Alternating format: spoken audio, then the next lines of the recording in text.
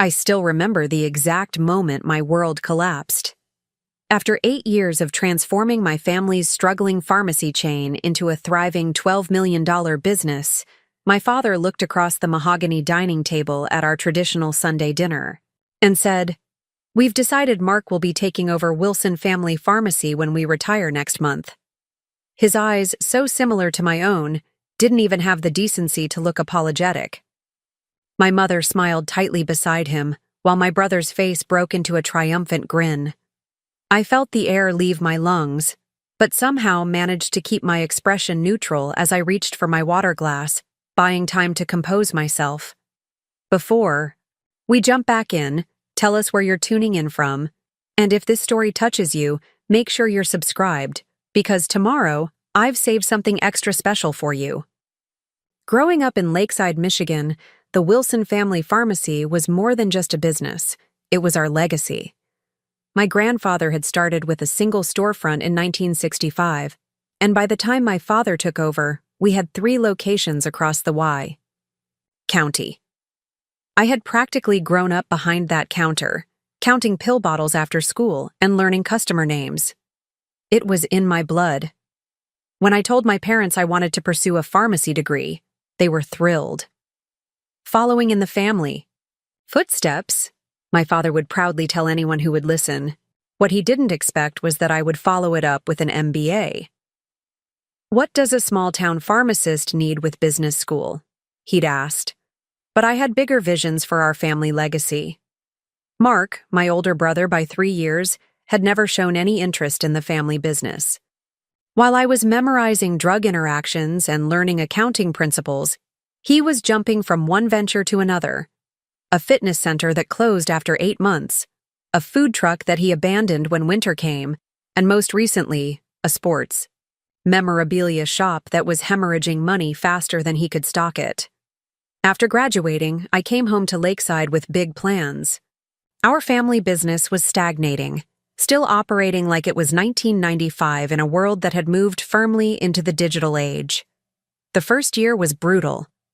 My father resisted every suggestion I made, from computerizing our inventory system to creating a prescription delivery service for our elderly customers.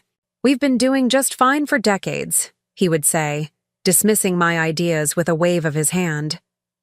But we weren't doing fine. Profit margins were shrinking, a national pharmacy chain had opened across town, and we were losing customers daily. It took showing him the stark reality of our financial statements for him to finally relent. 3 months, he'd said. "You have 3 months to prove these changes are worth the investment." I didn't need 3 months. Within 6 weeks, our prescription fill times had decreased by 30%, customer satisfaction scores were climbing, and we'd started bringing back customers we'd lost. By the end of the year, we'd opened a 4th location. The next 8 years were a whirlwind of growth and innovation. I developed an app that allowed customers to refill prescriptions with a tap, expanded our services to include immunizations and basic health screenings, and negotiated better contracts with insurance providers. We went from 4 locations to 11 across the state, and our annual revenue climbed from just under $2 million to over $12 million. Through it all, my father gradually stepped back, allowing me to take the reins while he and my mother enjoyed semi-retirement. Mark occasionally floated through, usually when one of his latest ventures was failing, offering unsolicited advice before disappearing again. I didn't mind. This was my domain now, and everyone knew it. Or so I thought. Which brings me back to that Sunday dinner. The one where my father casually mentioned that my brother, who couldn't keep a goldfish alive, let alone a business, would be taking over everything I had built. "Mark has really matured," my mother added, as if that explained everything. "He's settled down with Jessica now, and they're talking about starting a family. He needs stability." I stared at her in disbelief. And what about me? What about everything I've done for this business? My father cleared his throat. "Emma, you've done wonderful work, and we're grateful. But this business has always been meant to stay in the family, to be passed down through the generations." "I am family," I said, my voice sharper than I intended. "You know what your father means," my mother interjected, her voice dropping to that soothing tone she used when she thought I was being difficult. "Mark is the firstborn. He's going to carry on the Wilson name." "Of course, because despite my pharmacy license hanging on the wall, despite my MBA, despite the fact that I had single-handedly saved our family business from obsolescence, I was still just Emma, the daughter, the one who would eventually marry and take someone else's name, whose achievements were temporary stepping stones until the rightful heir was ready to assume his place. My brother at least had the grace to look slightly uncomfortable. "Don't worry, Em. You'll still have a place in the company. Maybe you can run the marketing department or something." Marketing department. We didn't even have a marketing department. I had handled all of that myself, along with operations, expansion, staffing, and everything else while he had been busy running his sports memorabilia shop into the ground. I looked around the table at my family, my father with his expectant expression, as if waiting for my gratitude that they'd found a place for me in my own company.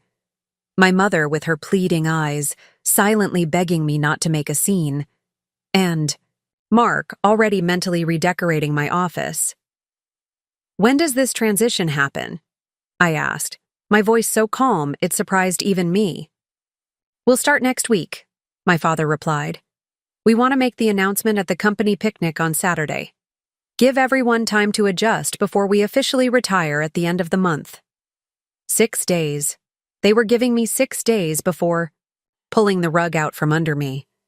I nodded slowly, taking another sip of water. "I see." The conversation shifted then to Jessica's latest charity project and my parents' upcoming anniversary trip. No one seemed to notice that I had stopped participating, that I was mentally calculating exactly what I needed to do before next Saturday. Because while they had been planning my professional demise, I had been quietly securing my future. They just didn't know it yet. After dinner, as everyone moved to the living room for coffee, I slipped away, claiming a headache. It wasn't entirely a lie. My temples were throbbing with the beginning of a migraine, but more than that, I needed space to think, to plan. I drove back to my downtown apartment, the lakefront views that had once brought me such peace now seeming to mock me. As soon as I closed my door behind me, I pulled out my phone and dialed Olivia. "They're giving the business to Mark," I said without preamble when she answered. "What? Your business? The one you built?" Her outrage was immediate and validating. "Apparently, he's the firstborn and needs stability now that he's thinking about starting a family," I replied, kicking off my heels and sinking onto my sofa. "That's the most sexist, outdated—" She stopped herself. "What are you going to do?" I gazed out at the dark waters of Lake Michigan, a strange calm settling over me. "I'm going to take what's mine." The next morning, I was at my office by 6 a.m., hours before anyone else would arrive. I needed time to gather everything I needed: copies of financial statements, growth projections, contracts with our suppliers and insurance providers. All things I already had access to as the de facto CEO. But now I was viewing them with new eyes, looking for the leverage I would need. By the time my assistant arrived at 8:30, I had compiled a comprehensive portfolio of my contributions to Wilson Family Pharmacy over the past 8 years. The growth metrics were undeniable. 846% increase in revenue, expansion from 4 locations to 11, customer base growth from 3,200 to over 27,000. All under my leadership, with minimal input from my father and absolutely none from Mark. "Grace, I need you to schedule a meeting with Gregory Bennett for today if possible," I told my assistant as she brought in my morning coffee. "Mr. Bennett, the family lawyer?" she asked, surprise evident in her voice. In 8 years, I had met with him exactly twice. Once when we were expanding to our 6th location and needed to update some paperwork, and again when we restructured the company to accommodate our growth. "Yes, tell him it's urgent." She nodded and disappeared to make the call. 20 minutes later, she was back, He can see you at 11:30. I spent the next 2 hours reviewing the company bylaws and ownership structure. On paper, my father still owned 70% of the business, with my mother holding 20%, and Mark and I each having 5%. Those shares had been gifted to us on our respective 21st birthdays, a token gesture that my father had never expected to mean anything since he maintained controlling interest, except there was something he had forgotten. 4 years ago, when we were expanding rapidly and needed additional capital, my father had been reluctant to take on debt. Instead, I had contributed $750,000 of my own savings to fund the expansion, in exchange for an additional 25% stake in the company. The paperwork had been drawn up properly and filed, but we had never updated the family about the change in ownership structure. It simply hadn't seemed important at the time. Now, it was everything. At 11:25, I gathered my files and headed to Gregory Bennett's office, 6 blocks from our company headquarters. Preparing and narrating this story took us a lot of time, so if you are enjoying it, subscribe to our channel. It means a lot to us. Now back to the story. The distinguished lawyer had been handling the Wilson family's legal affairs since before I was born, and I knew he had a soft spot for me. Still, his loyalty was officially to my father. "Emma, what a pleasant surprise," he greeted me, rising from behind his imposing desk as his secretary showed me in. "Your assistant said it was urgent?" "It is," I confirmed, taking a seat and placing my portfolio on his desk. "My father informed me yesterday that he plans to transfer leadership of Wilson Family Pharmacy to Mark when he and my mother retire at the end of the month." Gregory's bushy eyebrows rose slightly. "I see. And you have concerns about this transition?" "More than concerns, Gregory. I have objections. Legal objections." I opened my portfolio and slid across the document that would change everything. The investment agreement from 4 years ago, signed by both my father and me, notarized and filed appropriately. Gregory adjusted his glasses and reviewed the document, his expression giving nothing away. After a moment, he looked up. "This gives you a 30% stake in the company, combined with your original 5%. "Which means my father no longer has controlling interest," I stated. "His 70% would now be 45%, with my mother at 20%, Mark at 5%, and me at 30%. If my parents are genuinely retiring and transferring my father's shares to Mark, that would give him 50% and me 30%, with my mother retaining 20%. Gregory nodded slowly. "That is correct, based on this agreement. However, as majority shareholder, even at 50% versus your 30%, Mark would still have controlling interest." I smiled then, sliding across another document. "Except for the shareholder agreement we all signed when we restructured 3 years ago. Section 7, Paragraph 3 specifically states that any major business decisions, including changes in executive leadership, require a 75% shareholder approval." The lawyer's eyes widened almost imperceptibly as he reviewed the clause. It had been included as a safeguard when we restructured, ensuring that no single stakeholder could make drastic changes without buy-in from the others. At the time, my father had held what he believed was 70% ownership, so the clause seemed inconsequential.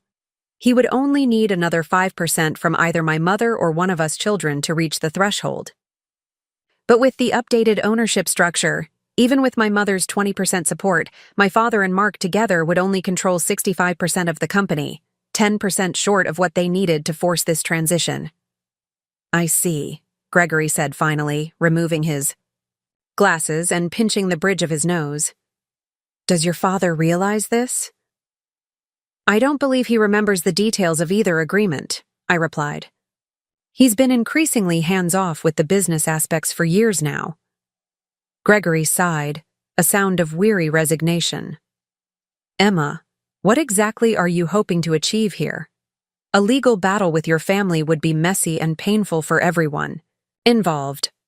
I leaned forward, keeping my voice steady. I'm not looking for a battle, Gregory. I'm looking for recognition of what I've built. This company would have failed years ago without my intervention.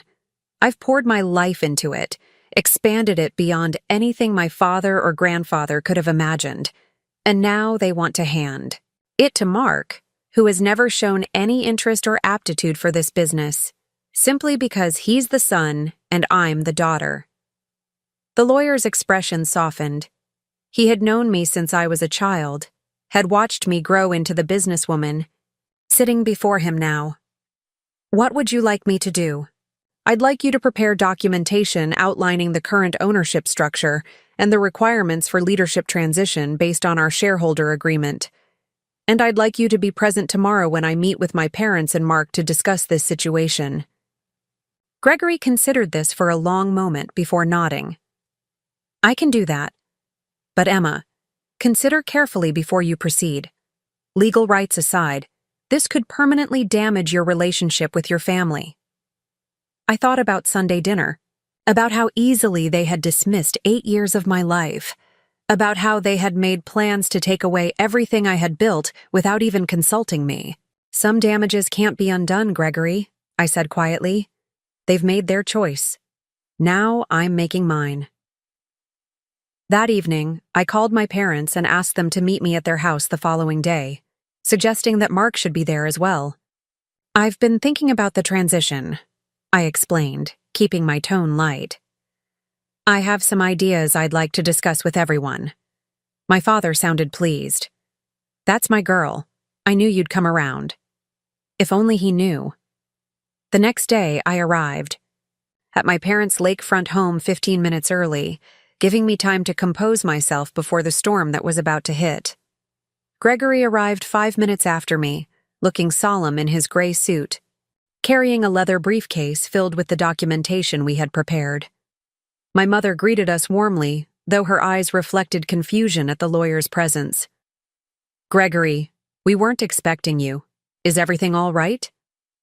Everything's fine, Diane, he assured her with practiced ease. Emma asked me to join your discussion today, as there are some legal aspects to consider in this transition. My father entered the room then, followed closely by Mark. Both men froze momentarily at the sight of Gregory, a flicker of uncertainty crossing my father's face before his confident demeanor reasserted itself. Well, this looks serious, my father said with a forced chuckle, taking a seat at the head of the dining table. Emma said she had some ideas about the transition, but I didn't realize we needed legal counsel for that. Actually, Dad, I began, my heart pounding but my voice steady.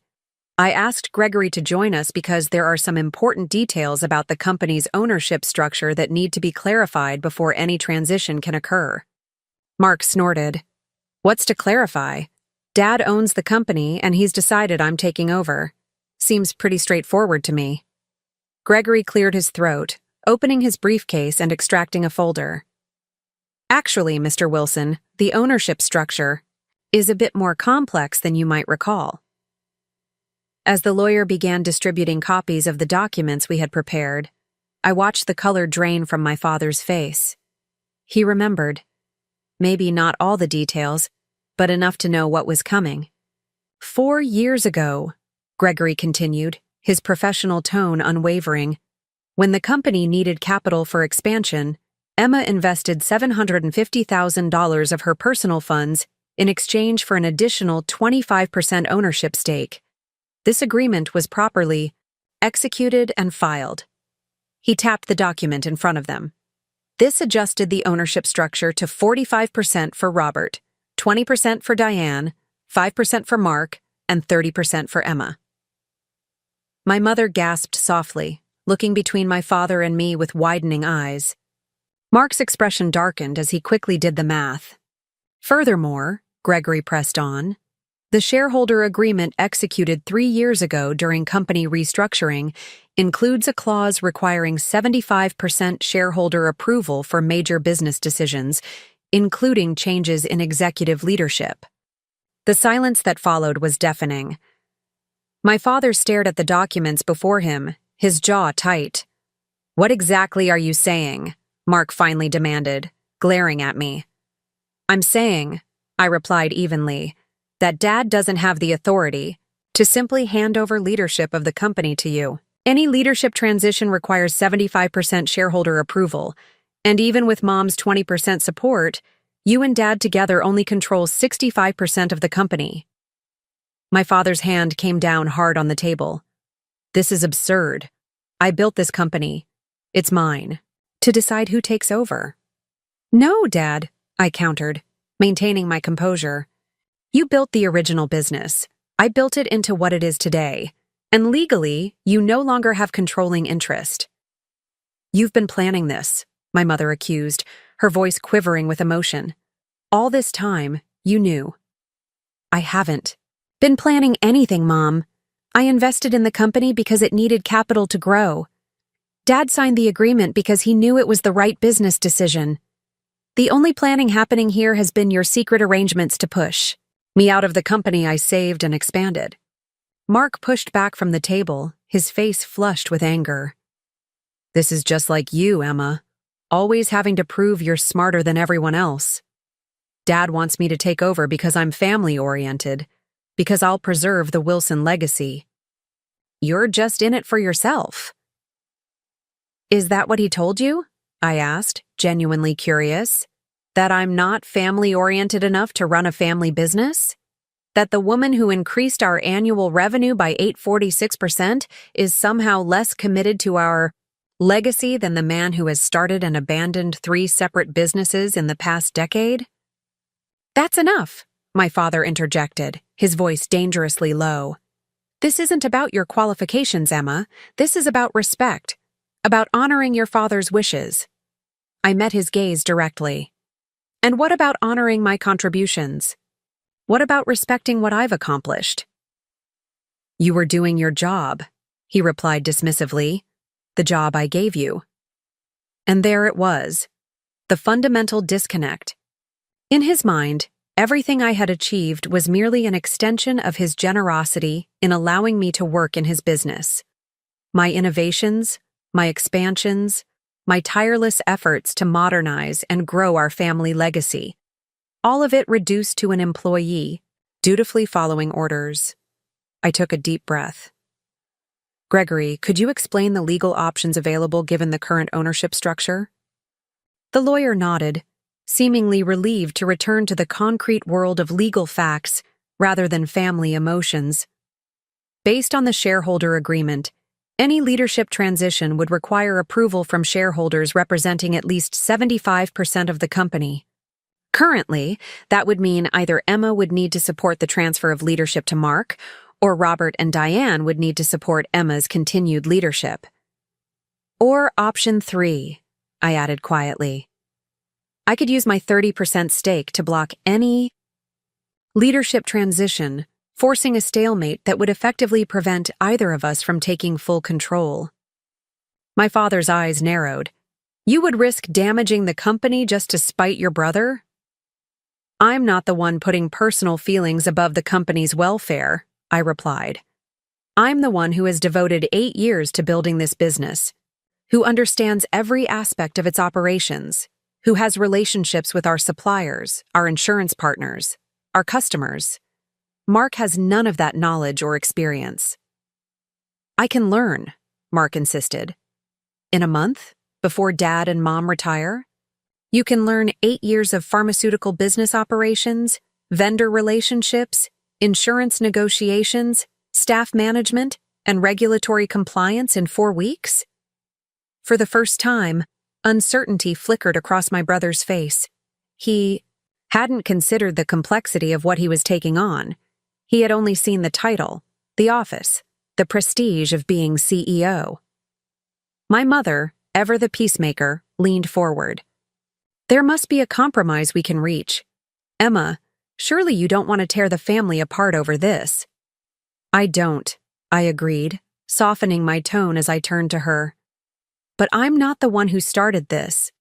You and Dad made a decision that affects my life, my career, everything I've worked for, without even consulting me. You were going to announce it publicly before even giving me a chance to respond privately. Gregory cleared his throat. If I may suggest, given the circumstances, perhaps a cooling-off period would be beneficial. No announcements, no changes, until everyone has had time to consider their positions and the potential implications. My father scoffed. And in the meantime, we just pretend nothing has changed? Nothing has changed, Dad, I pointed out. I'm still running the company successfully, just as I have been for years. The only difference is that now everyone at this table knows exactly where we stand legally. Mark pushed his chair back and stood. This is unbelievable. After everything Mom and Dad have done for you, this is how you repay them? By threatening legal action against your own family? I'm not threatening anything, I replied calmly. I'm simply ensuring that my contributions are recognized and respected, something that shouldn't require legal documentation, but apparently does. My father stood as well, his expression a mask of disappointment that once would have crushed me. I never thought my own daughter would use legalities against her family. Your grandfather would be ashamed. I met his gaze steadily.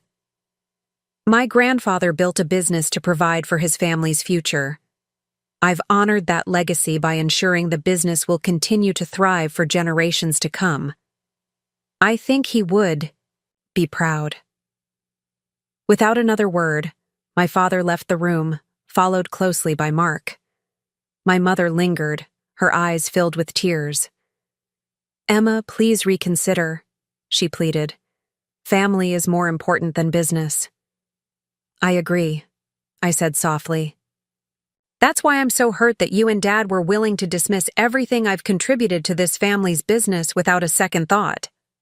That's why I'm fighting for recognition of what I've built, not just for me, but for our entire family's future. She shook her head sadly and followed my father and brother, leaving me alone with Gregory. The lawyer began gathering his documents, his movements deliberate and unhurried. That went about as expected, he commented, closing his briefcase with a soft click. Yes, I agreed, feeling strangely hollow despite having achieved exactly what I came for. It did. What I didn't know then was that this was only the beginning. The battle for Wilson Family Pharmacy had just begun, and it would test not only my business acumen but also the very definition of family loyalty. The next morning dawned gray and misty over Lake Michigan, matching my mood perfectly as I drove to the main office of Wilson Family Pharmacy. After yesterday's confrontation, I expected some fallout, but I wasn't sure what form it would take. What I didn't expect was to find my brother's car already in the parking lot at 7:15 a.m. Mark had never voluntarily arrived at work before 9:30 in his life. I parked beside his sleek BMW, noting with grim amusement that he'd chosen the spot usually, reserved for the chief financial officer. A small power play, but telling. Taking a deep breath, I gathered my belongings and headed inside, key card ready. The front desk was unmanned at this hour. Our receptionist, Jennifer, wouldn't arrive until 8 QMO, but I could hear voices coming from my office at the end of the hall. My office. The fact that Mark felt entitled to occupy my space without permission made my blood simmer, but I forced my expression into neutral professionalism as I approached. Through the glass partition, I could see Mark sitting behind my desk, leaning back in my chair, feet propped up on my polished mahogany desk surface. Across from him sat Thomas Reynolds, our head pharmacist, looking uncomfortable and slightly confused. Both men turned as I pushed open the door. Emma, Mark greeted, not bothering to remove his feet from my desk. I was just getting acquainted with Tom here, discussing some ideas for when I take over next month. Thomas's eyes darted between us, clearly sensing the tension. He'd been with the company for 20 years, had seen me grow up running around the original store, and had been one of my strongest supporters when I first proposed modernizing our operations. Good morning, Thomas, I said pleasantly. Would you mind giving my brother and me a moment? I believe we have some family matters to discuss. The older man nodded gratefully and stood. Of course. I should check on the inventory shipment anyway. He slipped past me with an apologetic glance. When the door closed behind him, I set my bag down on the conference table and regarded my brother coolly. Comfortable? Mark smirked, making no move to vacate my chair. Just getting a feel for my new office might change a few things. It's a bit feminine for my taste. I glanced around at the deliberately neutral space, with its minimalist design and the single-framed photograph of our grandfather standing in front of the original Wilson Pharmacy in 1965. Yes, terribly feminine, I remarked dryly. The mahogany and navy blue are practically screaming estrogen. His smirk faltered slightly. Dad called me last night, he said, changing tactics. He's pretty upset. I imagine he is, I replied, remaining standing. I wouldn't give him the satisfaction of seeing me take a visitor's chair in my own office. He said you're being unreasonable, that you've forgotten everything he's done for you. Mark's feet finally came off the desk as he leaned forward. He gave you a chance when no one else would have. I couldn't help the short laugh that escaped me. No one else would have given a licensed pharmacist with an MBA a chance to work in a pharmacy? That's your perspective? You know what I mean. This was his business, his legacy. He let you play at being in charge for a while, but now it's time for things to go back to how they should be. I studied my brother's face, trying to determine if he actually believed what he was saying or if he was simply parroting our father's outdated views. With Mark, it was always hard to tell where the performance ended and genuine conviction began. Did Dad also mention the legal reality of the situation? I asked. That he doesn't have the authority to make this decision unilaterally? Mark's expression darkened. He mentioned your little legal loophole, yes. Very clever, Emma. Always finding ways to manipulate situations to your advantage. It's not a loophole, Mark. It's a binding legal agreement that Dad willingly signed because he needed my money to save this company. I moved closer, placing my palms flat on the desk and looking him directly in the eye. But let me ask you something. Why do you even want this job? You've never shown any interest in pharmacy. You've never bothered to learn the first thing about this business. What's really going on here? For a brief moment, something vulnerable flickered across his face. Something that looked almost like shame, before his defensive mask slammed back into place. Maybe I've changed. Maybe I'm ready to settle down and take on some responsibility. After 3 failed businesses in 8 years? His jaw tightened. At least I tried to build something of my own instead of just taking over Dad's company. The irony of his statement was so absurd I almost laughed again. Mark, that's exactly what you're trying to do now. Take over Dad's company. The difference is that I actually rebuilt it into something better, while you just want to slide into a ready-made CEO position without doing any of the work. He stood abruptly, coming around the desk to tower over me. Mark had always used his height to intimidate, ever since we were children. You think you're so much better than me, don't you? Little Miss Perfect with her degrees and her spreadsheets. But you don't understand what Dad really wants for this company. I held my ground, refusing to step back. And you do? He wants it to stay in the family, the Wilson name carried forward. You'll get married eventually, change your name, have kids with someone else's family legacy. I'm the one who'll keep the Wilson name alive. There it was, the same outdated thinking my father had spouted for years, now coming from my brother's mouth. As if my chromosomes somehow made my contributions less valuable, less permanent. Tell me something, Mark, I said quietly. Your friend Jason Chen took over his mother's accounting firm last year, right? Even though he has a sister? He frowned, caught off guard by the change in topic. What does that have to do with anything? And the Henderson brothers all inherited equal shares in their parents' restaurant chain, despite only the youngest having any culinary experience. And when Bill Ferguson died, his daughter Sarah became CEO of Ferguson Construction, even though she has 2 brothers. What's your point, Emma?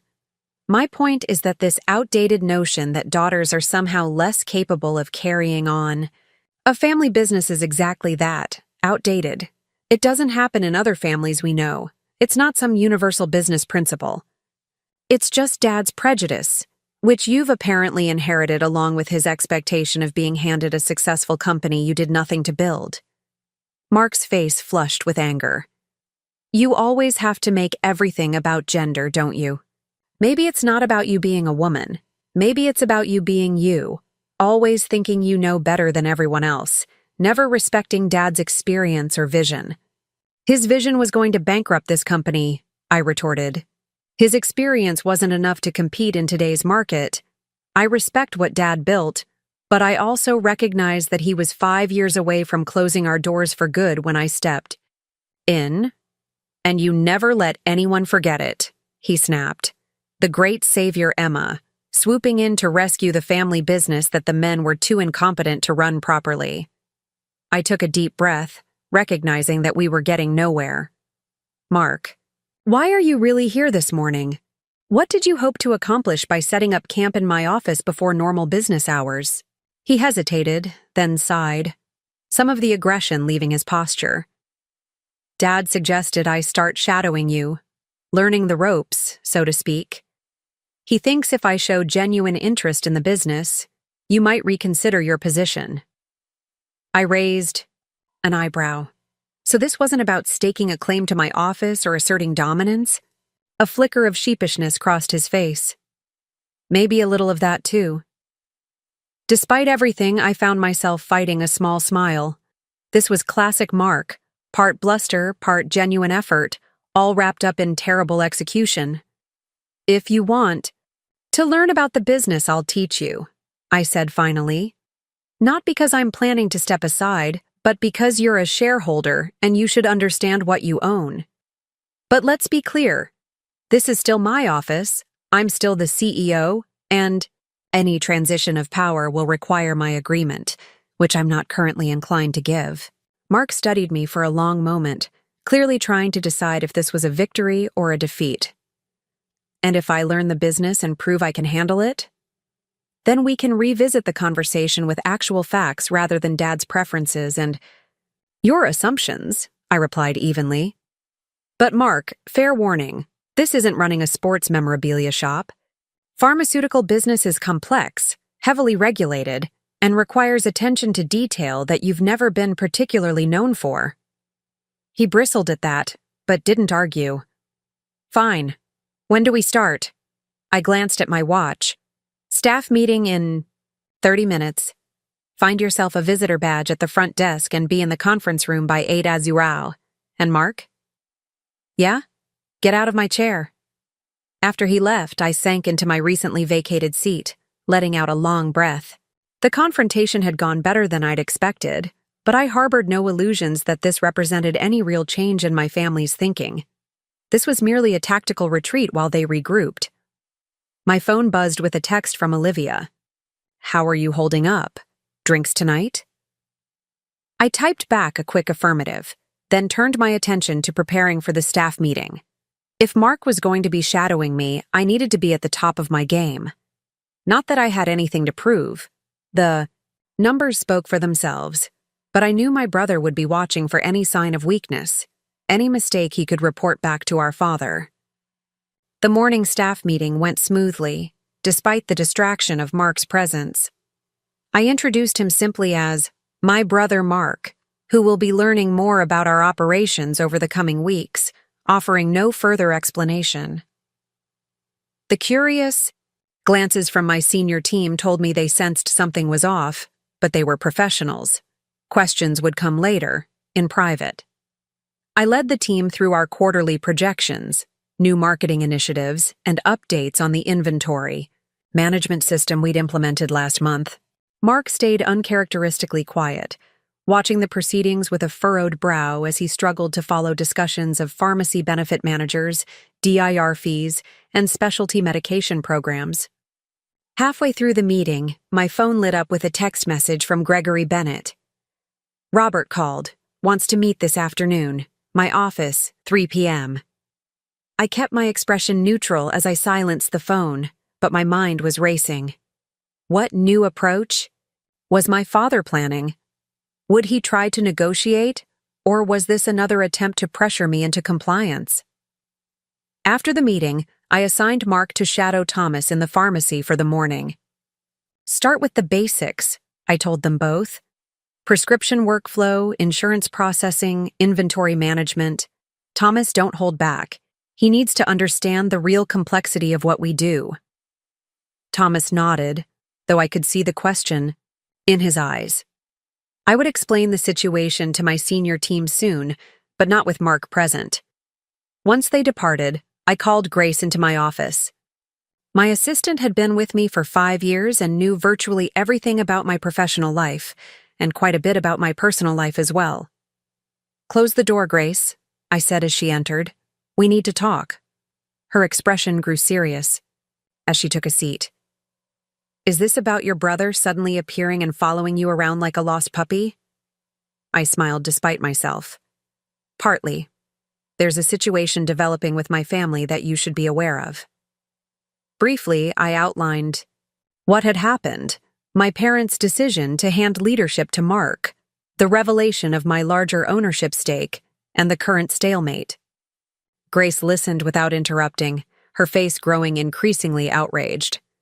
"They can't be serious," she said when I finished. "Mark wouldn't last a week running this company." "That's not what my father believes," I replied. "And right now, Mark is operating under the assumption that he just needs to humor me for a while before taking over." Grace snorted. "Well, that should be entertaining to watch." "It might be, under different circumstances." I leaned forward. "But I need your help. My father wants to meet this afternoon at Gregory's office.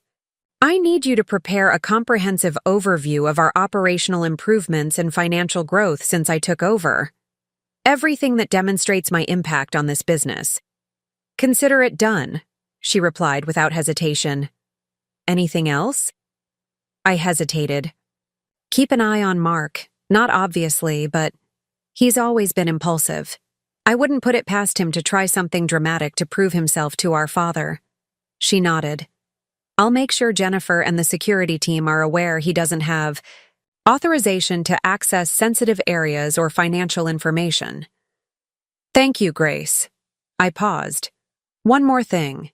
If anyone from the staff asks about what's happening, it's a family matter being resolved privately," she finished for me. "No need for anyone to worry about the stability of the company or their jobs." I smiled gratefully. "What would I do without you?" "Hopefully you'll never have to find out," she replied with a wink as she stood to leave. "I'll have that report ready for you by 2:30. After Grace left, I turned to my computer and began preparing for the meeting with my father. I had no illusions about his intentions. He hadn't suddenly seen the light and decided to respect my contributions. This was a strategic move, another attempt to get what he wanted. The question was, what was he prepared to offer? And more importantly, what would it take for me to consider compromising? I spent the next hour reviewing our financial projections for the coming year. We were on track for another 15% growth in revenue, with plans to open our 12th location in Grand Rapids by the end of the quarter. The specialized compounding service I'd launched last year was already showing strong returns, and our Medicare Part D optimization program had saved our senior customers over $2.3 million collectively while increasing our prescription volume. All of this had happened under my leadership, with my vision. The thought of handing it over to Mark, watching him potentially undo years of my work through inexperience or indifference, made my stomach clench. My phone buzzed again, a text from my mother. "Please reconsider what you're doing, Emma. Your father is heartbroken." I stared at the message, a complex mix of emotions washing over me. Part of me wanted to respond sarcastically, asking where her concern had been when they were planning to push me out without a second thought. Another part felt the familiar tug of guilt that had been ingrained in me since childhood. I was the responsible one, the peacemaker, the the one who was supposed to accommodate everyone else's needs and wants. But not this time. I set the phone aside without responding. My mother had made her choice, standing with my father as she always did, regardless of the fairness of his decisions. At 2:00, I received a text from Mark. Thomas is driving me crazy with inventory procedures. How much longer do I have to do this? I almost laughed. He'd lasted barely 4 hours in the pharmacy before getting restless. Until 3. Then you can go home. We'll continue tomorrow. His response came quickly. Tomorrow? How long is this shadowing thing supposed to last? As long as it takes for you to understand what running this business actually entails, I typed. Back. Could be weeks, might be months. There was a long pause before his next message appeared. Dad won't wait months. That's between you and Dad, I replied. I'm just offering you the education you claim to want. He didn't respond after that, and I turned my attention back to preparing for the meeting. At 2:30, Grace delivered a comprehensive report detailing the company's transformation under my leadership, complete with graphs, testimonials from key partners, and projections for future growth. The documentation was meticulous and undeniable. This is excellent, Grace. Thank you. Just stating the facts, she replied with a smile. Do you want me to call for a car to take you to Gregory's office? I shook my head. I'll drive myself. If Mark comes looking for me, tell him I had an appointment and we'll see him tomorrow morning. At 2:45, I gathered my materials and headed to my car. The drive to Gregory's office was short, but it gave me time to center myself, to prepare. For whatever my father might throw at me, by the time I parked in the visitor's space outside the law office, I felt calm and focused. Gregory's secretary ushered me directly into the conference room where my father was already waiting. He stood as I entered, his expression impossible to read. Emma, he greeted, his voice formal. Dad, I replied with a nod, taking the seat across from him. Where's Gregory? He'll join us in a few minutes. I asked for some time alone with you first. My father settled back into his chair, studying me with those penetrating blue eyes that had always seemed to see right through me when I was a child. You've put us all in a difficult position. I raised an eyebrow. I've put us in a difficult position. This isn't how things were supposed to go, he continued, ignoring my interjection. I had a plan for this company, for our family. A plan that didn't include me, I pointed out. He sighed, running a hand through his silver hair. Of course it included you, just not in the role you've become accustomed to. The role I've earned, I corrected. The role I've excelled in for 8 years. My father leaned forward. Emma, no one is disputing that you've done well. You've made improvements to the business, modernized operations, increased profitability. Those are all commendable achievements. But Wilson Family Pharmacy was always meant to be passed down to the next generation of Wilson men. It's tradition. It's how my father intended it, and his father before him. I couldn't help the bitter laugh that escaped me. Grandpa Wilson didn't have a daughter, and great-grandpa didn't even have a pharmacy. He was a farmer. So let's not pretend this is some ancient family tradition that can't possibly be broken. My father's jaw tightened. The point is, I've made my decision. Mark will be taking over the company. Except it's not your decision to make anymore, I replied evenly. Legally, you need my agreement, and I don't agree. So what are you proposing? He asked, an edge creeping into his voice. That you remain CEO indefinitely? That Mark never gets his chance to lead the family business? I set my folder on the table and opened it, revealing the first page of Grace's report. I'm proposing that leadership of this company should be based on merit, not gender, on capability, not birth order. Mark is capable, my father insisted. He just needs the opportunity to prove it. The opportunity that you never required him to earn? I pointed out. The opportunity you were ready to give him without any demonstration of his abilities or commitment. My father's expression hardened. I know my son. I know what he's capable of. Do you? Because from where I'm sitting, Mark has demonstrated exactly one consistent trait in his adult life: the inability to commit to anything long-term. 3 failed businesses, Dad. 3. And you want to hand him a $12 million company that employs 78 people, serves thousands of patients, and represents 4 generations of our family's work? For a moment, doubt flickered in my father's eyes. I pressed my advantage, sliding the report across the table to him. Look at these numbers, Dad. Really look at them. Under my leadership, we've increased revenue by over 500%. We've expanded from 4 locations to 11.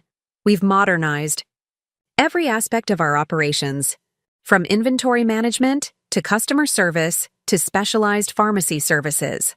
Our customer satisfaction ratings are the highest they've ever been. He glanced down at the report, frowning slightly as he skimmed the first page.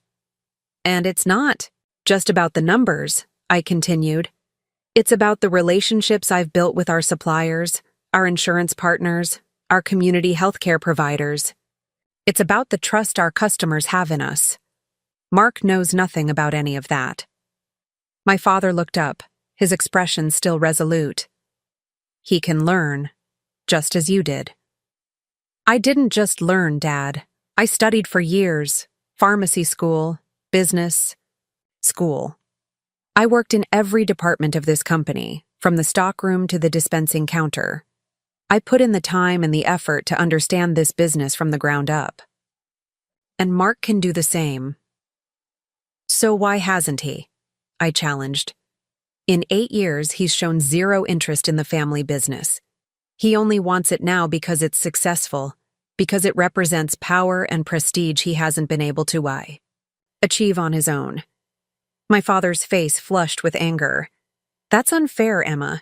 Your brother has been finding his own path. His own path that conveniently led back to the family business once I made it profitable, I retorted. Before my father could respond, the door opened and Gregory entered, carrying his own stack of folders. He paused, sensing the tension in the room.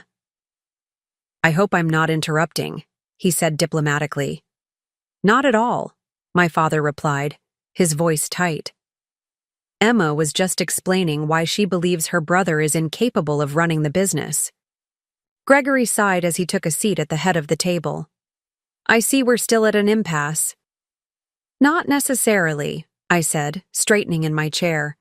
I'm willing to consider a compromise. My father's eyebrows rose in surprise. What kind of compromise? A transition period, I proposed. Mark joins the company in a senior role, Chief Operations Officer perhaps. He spends 2 years learning every aspect of the business under my guidance. If, after those 2 years, he demonstrates the capability and commitment necessary to lead this company, we can revisit the question of succession. Gregory nodded approvingly. That seems like a reasonable approach. It gives Mark the opportunity to prove himself while ensuring the company remains in capable hands during the transition. My father frowned. 2 years is too long. 6 months should be sufficient. I shook my head. 6 months isn't enough time to learn even the basics of pharmaceutical business operations, let alone demonstrate leadership capability. 2 years is already generous. 1 year, my father countered, and he comes in as co-CEO, not COO. 18 months as executive vice president, I offered, with clearly defined performance metrics that must be met before any conversation about shared leadership can occur. My father studied me for a long moment, his expression unreadable. You've always been stubborn, Emma. Even as a little girl, you never backed down once you made up your mind about something. I prefer to call it principled, I replied with a small smile. He almost smiled back before catching himself. And these performance metrics, I suppose you'll be the one defining them? We can establish them together, I said. Objective measures that any business leader would agree are reasonable indicators of competence and commitment. Gregory cleared his throat, If I may suggest, I could help draft a framework for these metrics to ensure they're fair and comprehensive. My father leaned back in his chair, considering. And if Mark meets these metrics, what then? Then we discuss the next steps, I said carefully. I'm not promising to step aside, but I'm willing to consider a more collaborative leadership structure if he proves himself capable. And if he doesn't meet your metrics? My father pressed. Then he remains in a senior role suitable to his demonstrated abilities, but I retain primary leadership of the company, I stated firmly. This isn't about pushing Mark out, Dad. It's about ensuring Wilson Family Pharmacy continues to thrive. My father was silent for a long moment, weighing his options. I could see the calculations happening behind his eyes. The recognition that I held a strong legal position, balanced against his desire to see his son in charge. I'll need to discuss this with Mark, he said finally. Of course, I agreed. But I think we both know this is the most reasonable solution. It gives Mark the opportunity you want him to have, while protecting the company I've spent 8 years building. Gregory nodded. I can have an agreement drawn up by tomorrow, outlining the terms of this arrangement, the time frame, position, performance metrics, and process for evaluating leadership succession. My father stood abruptly.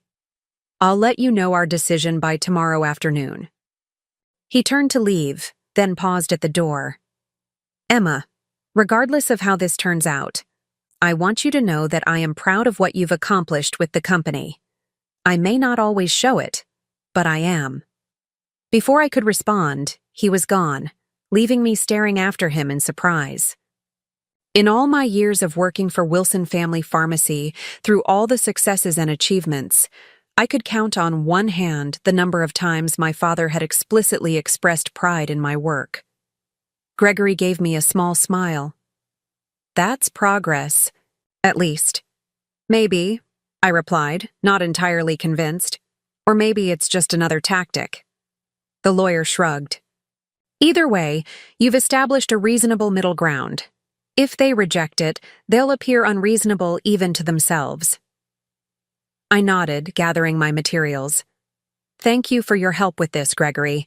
I appreciate your guidance. I've known your family for a long time, Emma, he replied, walking me to the door. Your grandfather would be proud of how you're handling this, standing your ground while still trying to find a solution that works for everyone. As I drove back to my apartment, I felt strangely light, as if a weight had been lifted. The, situation wasn't resolved, not by a long shot, but for the first time since that fateful Sunday dinner, I felt like I had regained some control over my future. My phone rang as I was parking, Olivia calling about our drinks plans. Hey, I answered. Still on for 7? Absolutely, she replied. How did the meeting go? Better than expected, actually. I offered a compromise. Mark gets 18 months to prove himself in a senior role before we discuss succession again. And your dad agreed to that? Not yet. He's going to talk to Mark first, but I think he'll come around. He doesn't have many other options. There was a pause on the other end of the line. And are you okay with that? With Mark potentially taking over eventually? I sighed, staring up at my apartment building. I don't think it will come to that. Mark's never stuck with anything difficult for more than a few months. I'm betting he'll get bored or frustrated long before the 18 months are up. And if he doesn't? If he actually rises to the challenge? It was a question I had been avoiding, even in my own thoughts. Then I'll cross that bridge when I come to it. But at least it will be my choice, not something forced on me without my consent. As I hung up and headed into my building, I couldn't shake the feeling that this apparent resolution was too neat, too easy. My father had backed down too quickly, accepted the concept of compromise too readily. It didn't fit his character, and that made me uneasy. Because if there was one thing I had learned in my years of dealing with my father, it was that Robert Wilson never conceded defeat. He merely changed tactics. What I didn't know then was that my father's next move would change everything, throwing our carefully negotiated compromise into chaos and forcing me to make choices I never thought I'd face. 2 days passed with no word from my father or Mark. I maintained my normal routine at work, reviewing quarterly projections with the finance team, meeting with our pharmaceutical suppliers about upcoming contract renewals, and checking in with managers at our various locations. To anyone watching, it would appear as though nothing had changed. But the silence from my family hung over me like a storm cloud, making it difficult to focus on anything else. Olivia had listened patiently, over drinks as I'd recounted my meeting with my father, offering both support and practical advice. "Don't call them," she'd said firmly. "Let them come to you. You've made a reasonable offer. The ball is in their court now." I knew she was right, but the waiting was excruciating. Every time my phone rang, I felt my heart rate accelerate, only to be disappointed when it was just a vendor or colleague. By the third morning, I was beginning to wonder if my father had decided to pursue some other strategy entirely. That afternoon, as I was reviewing plans for the new Grand Rapids location, Grace appeared in my doorway with an unusually grave expression. "Your mother is here to see you." I blinked in surprise. My mother rarely came to the office, preferring to keep her involvement in the business limited to attending corporate events and managing the family's social connections. "Send her in." Diane Wilson entered with the perfect posture and polished appearance that had been her trademark for as long as I could remember. At 62, she still dressed impeccably, today in a navy pantsuit that likely cost more than most people's monthly rent. Despite our strained relationship, I had always admired her composure and dignity. "Emma," she greeted me, accepting the seat I offered with a graceful nod. "Thank you for seeing me without an appointment." "Of course. Mom, is everything all right?" I studied her face, trying to discern her purpose in coming here. My mother was not given to spontaneous visits, particularly in the middle of a family conflict. She folded her hands in her lap, a gesture I recognized as her way of centering herself before difficult conversations. "Your father had a heart attack last night." The words hit me like a physical blow. "What? Is he?" "He's stable," she quickly assured me. "They performed an angioplasty this morning. The doctors say he was fortunate. The damage was minimal. And they caught it early." I sank back in my chair, relief washing over me. "Why didn't you call me? I would have come to the hospital immediately." Something flickered across her face, discomfort perhaps, or guilt. It all happened very quickly, and given the tension between you and your father recently, I wasn't sure. She left the sentence unfinished, but her meaning was clear enough. She hadn't been sure if I would care or if my presence would only upset my father further. The implication stung. "He's my father, Mom. Of course I would want to know." I kept my voice even with effort. "Which hospital is he in?" "Lakeside Memorial. He'll be there for at least 2 more days for observation." She hesitated. "Emma, there's something else we need to discuss." I braced myself. "Go on." "The doctors say this was a warning sign. Your father needs to reduce his stress levels immediately. No work, no business concerns, nothing that might trigger another episode." I nodded. "Of course. He should take all the time he needs to recover." "It's more than just time," my mother continued. "Robert needs to fully retire. The doctors were quite clear about this. His heart can't handle the stress of continued involvement in the business, even at a distance." I frowned slightly, not entirely following where this was heading. "I understand, and I agree. Dad's health has to come first. The thing is," my mother paused, seeming to choose her words carefully, "this changes our situation.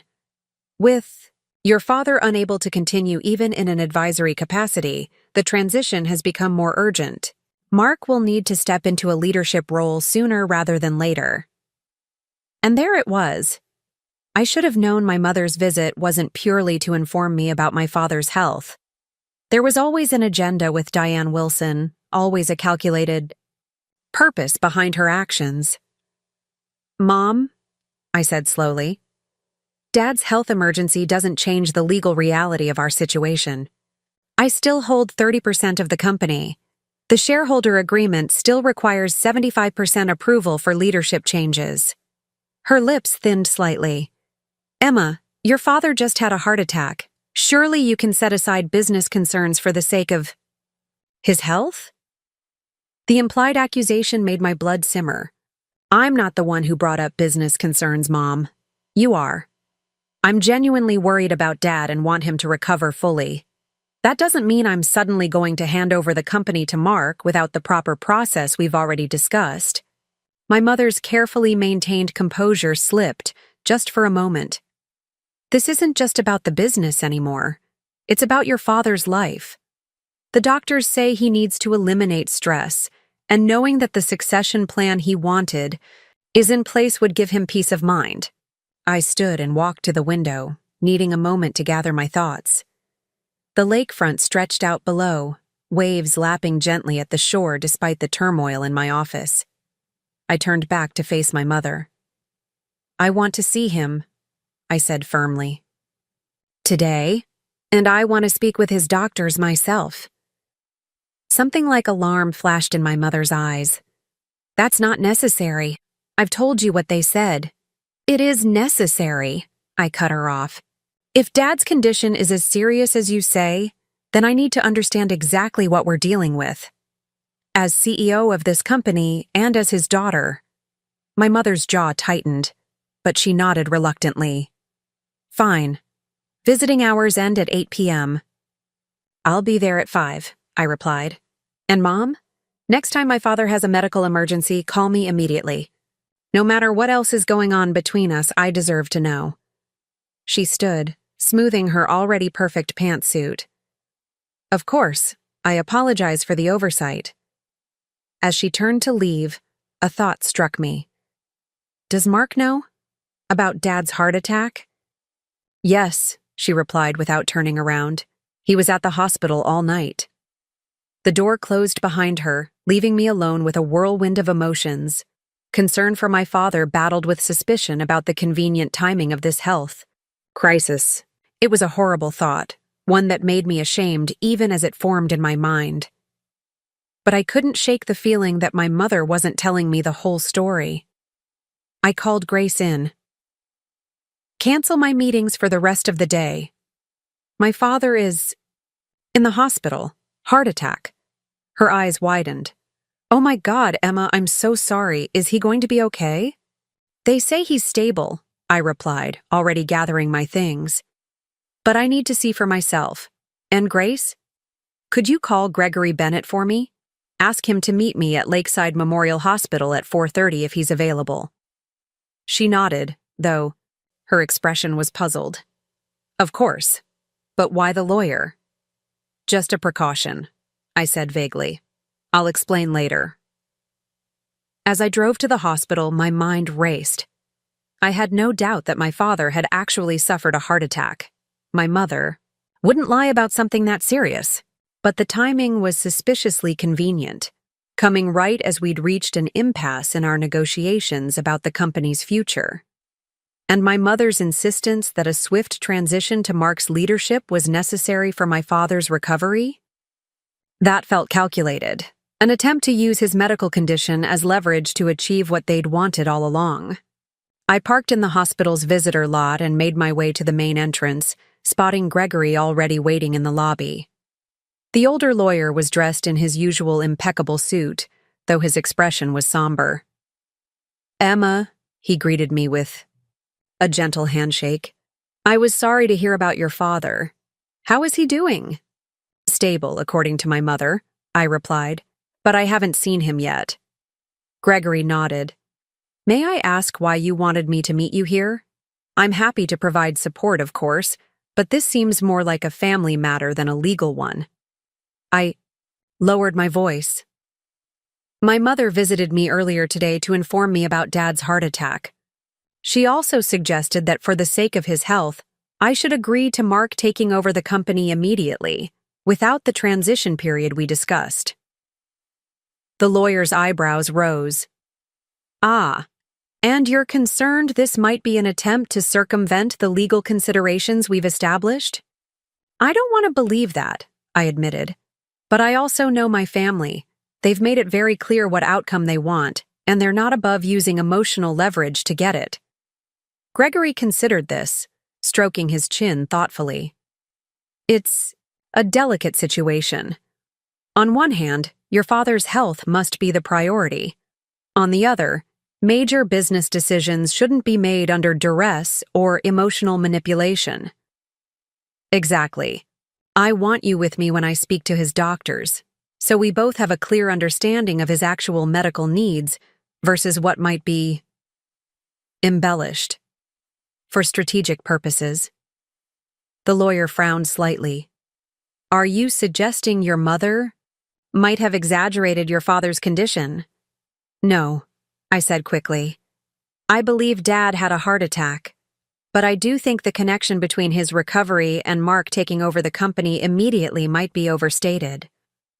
We took the elevator to the cardiac care unit on the 4th floor.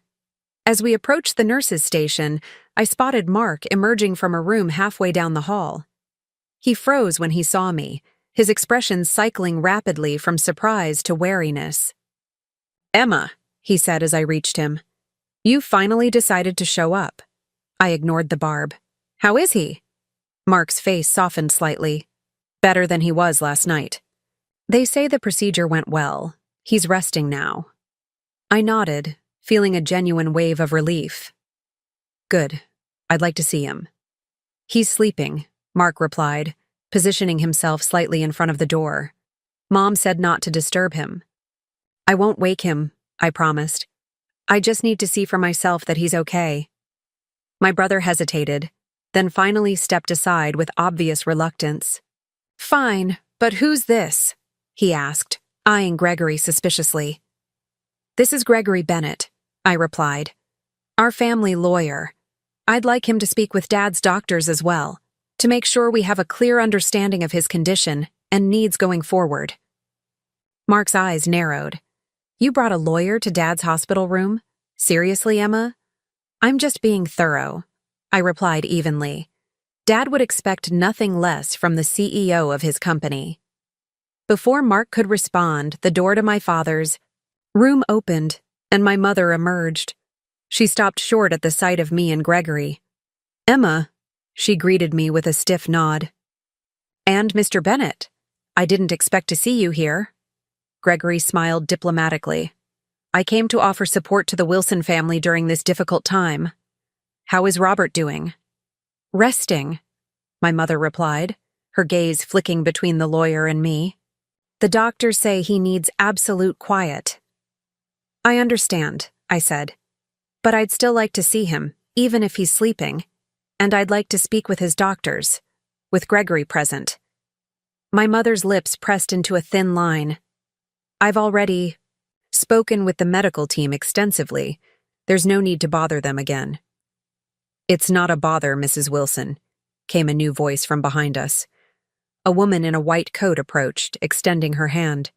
Dr. Patel, cardiology, you must be Emma. Your father has mentioned you often during our intake discussions. I shook her hand, feeling a small surge of validation that my father had at least acknowledged my existence to his doctors. Yes, I'm Emma Wilson. This is Gregory Bennett, our family lawyer. I was hoping to get an update on my father's condition, directly from you, if that's possible. Dr. Patel glanced at my mother, who gave a tight nod of permission. Of course. Why don't we step into the consultation room for some privacy? She led us, me, Gregory, Mark, and my mother, into a small conference room adjacent to the nurse's station. Once we were seated, Dr. Patel opened a tablet and pulled up my father's charts. Mr. Wilson experienced what we call a mild myocardial infarction, a heart attack, yesterday evening. We performed an angioplasty this morning to clear the blockage in his right coronary artery and placed a stent to keep the artery open. The procedure was successful, and the damage to his heart muscle appears minimal. Relief washed over me. That's good news. Dr. Patel nodded. It is. However, this event is still a serious warning sign. Your father has elevated blood pressure, high cholesterol, and his stress test results indicate he's been under significant strain. We'll be adjusting his medications, but lifestyle changes will be essential to prevent a more serious cardiac event in the future. What kind of lifestyle changes? Gregory asked. A heart-healthy diet, moderate exercise once he's recovered, and most importantly, stress reduction, the doctor replied. I understand Mr. Wilson is involved in a family business. He's the founder and majority owner, my mother interjected quickly, though he's been planning to retire. Dr. Patel nodded. Retirement would be advisable, yes. Complete disengagement from work-related stress for at least 6 months, and then only minimal involvement after that, depending on his recovery progress. And what constitutes work-related stress? I asked carefully. Are there specific activities he should avoid? Anything that raises his blood pressure, Dr. Patel explained. Decision-making responsibilities, contentious business meetings, financial concerns. These can all trigger stress responses that would be dangerous in his condition. I nodded thoughtfully. So if there were unresolved business matters causing him worry, it would be better to resolve those quickly and completely, rather than leaving them open-ended. Generally speaking, yes, the doctor agreed. Closure on stressful matters would be beneficial, provided the process of reaching that closure doesn't itself create additional strain. I caught the slight narrowing of my mother's eyes as she realized where I was going with this line of questioning. One last question, Dr. Patel, I said. In your professional opinion, would it be more stressful for my father to know that his company is in experienced, capable hands that have successfully guided it for the past 8 years, or to worry about it being transferred to someone with no experience in the industry? Mark stiffened beside me. Dr. Patel glanced between us, clearly sensing the undercurrents of family tension. I can't speak to the specific business dynamics at play here, she replied diplomatically. But generally, patients recover better when they have confidence in the stability of their affairs. Uncertainty tends to increase stress levels. Thank you, doctor, Gregory said smoothly, standing to shake her hand. This has been very informative. Would it be possible for me to get a copy of Mr. Wilson's care instructions and recommendations? The family wants to ensure they're following medical advice precisely. Of course, I'll have the nurse print those for you. After Dr. Patel left, a heavy silence fell over the consultation room. My mother was the first to break it. I hope you're satisfied, Emma, she said coldly. Questioning the doctor like this was completely unnecessary. On the contrary, I replied, it was very necessary. Now we all have the same information, directly from the source. Mark leaned forward, his voice low and angry. You just couldn't help yourself, could you? Even here, even now, you had to make it about the business, about proving you're better qualified than me. That's not what this was about, I countered. Mom came to my office specifically to use Dad's condition as leverage in our ongoing discussion about the company's leadership. I needed to understand exactly what his medical needs actually are, not what you're claiming they are to get your way. How dare you? My mother hissed. Your father is lying in a hospital bed, and you're still thinking about maintaining your control over the company? I met her gaze steadily. No, I'm thinking about what's best for Dad's health and for the business he spent his life building. And based on what the doctor just told us, the last thing he needs is to worry about the company being handed over to someone with no experience or demonstrated commitment. Mark stood abruptly, his chair scraping loudly against the floor. I've had enough of this. I'm going to check. On Dad. After he left, my mother fixed me with a cold stare. You've changed, Emma. You used to care about this family. I still do, I replied quietly. But I also care about the truth. And the truth is, Dad's recovery doesn't depend on Mark taking over the company. It depends on Dad knowing the business is in good hands, which it already is. Gregory, who had been silent throughout this exchange, cleared his throat gently. Perhaps this isn't the best time or place to resolve these matters. Robert's immediate recovery should be the priority for everyone. My mother nodded stiffly. For once, we agree on something. She stood, gathering her purse. I'm going back to sit with my husband. I assume you still want to see him? Of course, I replied, rising as well. If he's awake, I'd like a few minutes alone with him. She hesitated, then nodded reluctantly. 5 minutes. He needs his rest. After she left, Gregory turned to me with a concerned expression. Emma, tread carefully here. Family conflicts have a way of escalating beyond anyone's intentions, especially when health issues are involved. I know, I sighed, suddenly feeling the weight of the past few days. But they started this, Gregory. They were ready to push me out without a second thought, and now they're trying to use Dad's heart attack to get their way. Perhaps, he acknowledged, but consider this from their perspective as well. Your father is facing his own mortality, for perhaps the first time. It's natural for him to think about his legacy, about the continuity of what he's built. I nodded, absorbing his point. I understand that. But why does that continuity have to come through Mark? Why not through me? Traditional thinking, Gregory replied with a small shrug. Right or wrong, it's deeply ingrained in many men of your father's generation.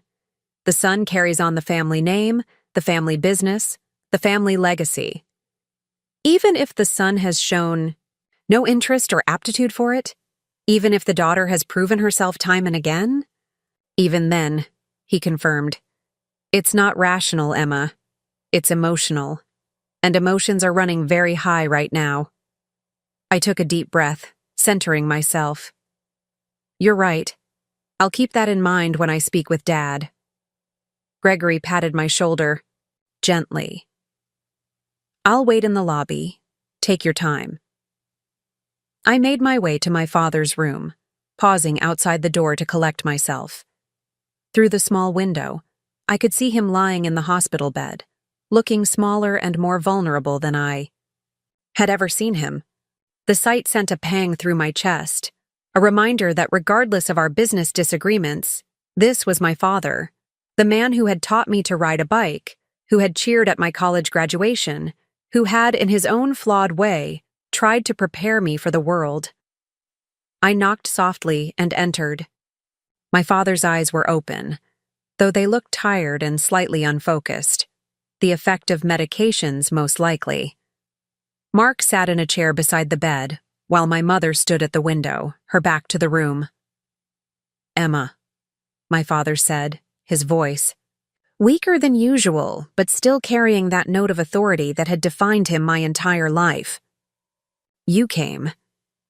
Of course I came, I replied, moving to the opposite side of the bed from Mark. How are you feeling? Like I had a heart attack, he answered dryly, a ghost of his usual humor surfacing briefly. Your mother tells me you brought Gregory with you. I nodded, choosing my words carefully. I wanted his guidance on how best to handle company matters while you're recovering. The last thing you need is to worry about business right now. My father's eyes, still sharp despite his condition, studied my face. And what did you conclude? That the business is stable and in good hands, I said simply. That there's no need for any dramatic changes that might cause you additional stress. Mark made a sound of disgust. Unbelievable. You're really going to do this now? I ignored him, keeping my focus on my father. Dad, I want you to recover fully. That's the most important thing right now. The company is doing well, better than ever, in fact. There's no reason to make hasty decisions about its future while you're in this condition. My father's gaze shifted between Mark and me, his expression unreadable. Your mother said you met with Dr. Patel. I did. She says your prognosis is good, but you need to reduce stress significantly. No work, no business concerns for Addie. Least 6 months. He nodded slowly. And you think keeping things as they are is the best way to accomplish that? I do, I replied firmly. The company is thriving under my leadership. You know that, Dad. The numbers don't lie. Bringing Mark in with no experience, no knowledge of the industry, that's a recipe for problems that would ultimately cause you more stress, not less. My mother turned from the window, her voice tight with anger. That's enough, Emma. Your father doesn't need this right now. No, Diane, my father interjected, raising a hand weakly. Let her speak. I want to hear what she has to say. I took a deep breath. The compromise I proposed before is still on the table. Mark can join the company, learn the business from the ground up. If he proves himself capable, we can discuss a more significant role for him down the road. But for now, the best thing for both you and the company is stability and continuity. Mark stood, his face flushed with anger. This is ridiculous. Dad, she's using your condition to keep control of the company. Can't you see that? Actually, I countered, that's exactly what you and Mom were trying to do. She came to my office specifically to use your heart attack as leverage to force an immediate transition to Mark's leadership. My father's eyes widened slightly, turning to my mother. Diane? She had the grace to look momentarily abashed, before rallying. I merely pointed out that knowing the succession plan was in place would give you peace of mind during your recovery. Which is true. What would give me peace of mind, my father said slowly, is knowing my family isn't tearing itself apart over the business while I'm lying in a hospital bed. Us? The rebuke landed heavily on all of us. For a moment, no one spoke, the only sound in the room the steady beep of the heart monitor. You're right, Dad, I said finally. This isn't helping your recovery. We should table this discussion until you're feeling better. To my surprise, Mark nodded in agreement. Emma's right. Your health comes first. My father looked between us, a glimmer of his old authority returning to his eyes despite his weakened state. I want you both to listen carefully, he said. This company has been my life's work. I built it from nothing, sacrificed for it, poured everything I had into it. I've always wanted it to remain in the family, to be a legacy that outlasts me. He paused, gathering strength. But not at the cost of this family itself. Whatever happens with Wilson Family Pharmacy, you two are still brother and sister. That matters more than any business. The sincerity in his voice caught me off guard. This wasn't the calculating businessman I'd been battling for the past week. This was my father, facing his own mortality and concerned about the family he might leave behind. We understand, Dad, Mark said, his own voice softer than I'd heard it in years. Do you? My father pressed. Because from where I'm lying, it seems like you're both willing to sacrifice your relationship with each other over who gets my chair. The truth of his words stung. Had I been so focused on maintaining control of the company that I'd lost sight of what really mattered? Had my determination to be recognized for my contributions blinded me to the damage this fight was doing? To our family? I don't want to fight with Mark, I said quietly.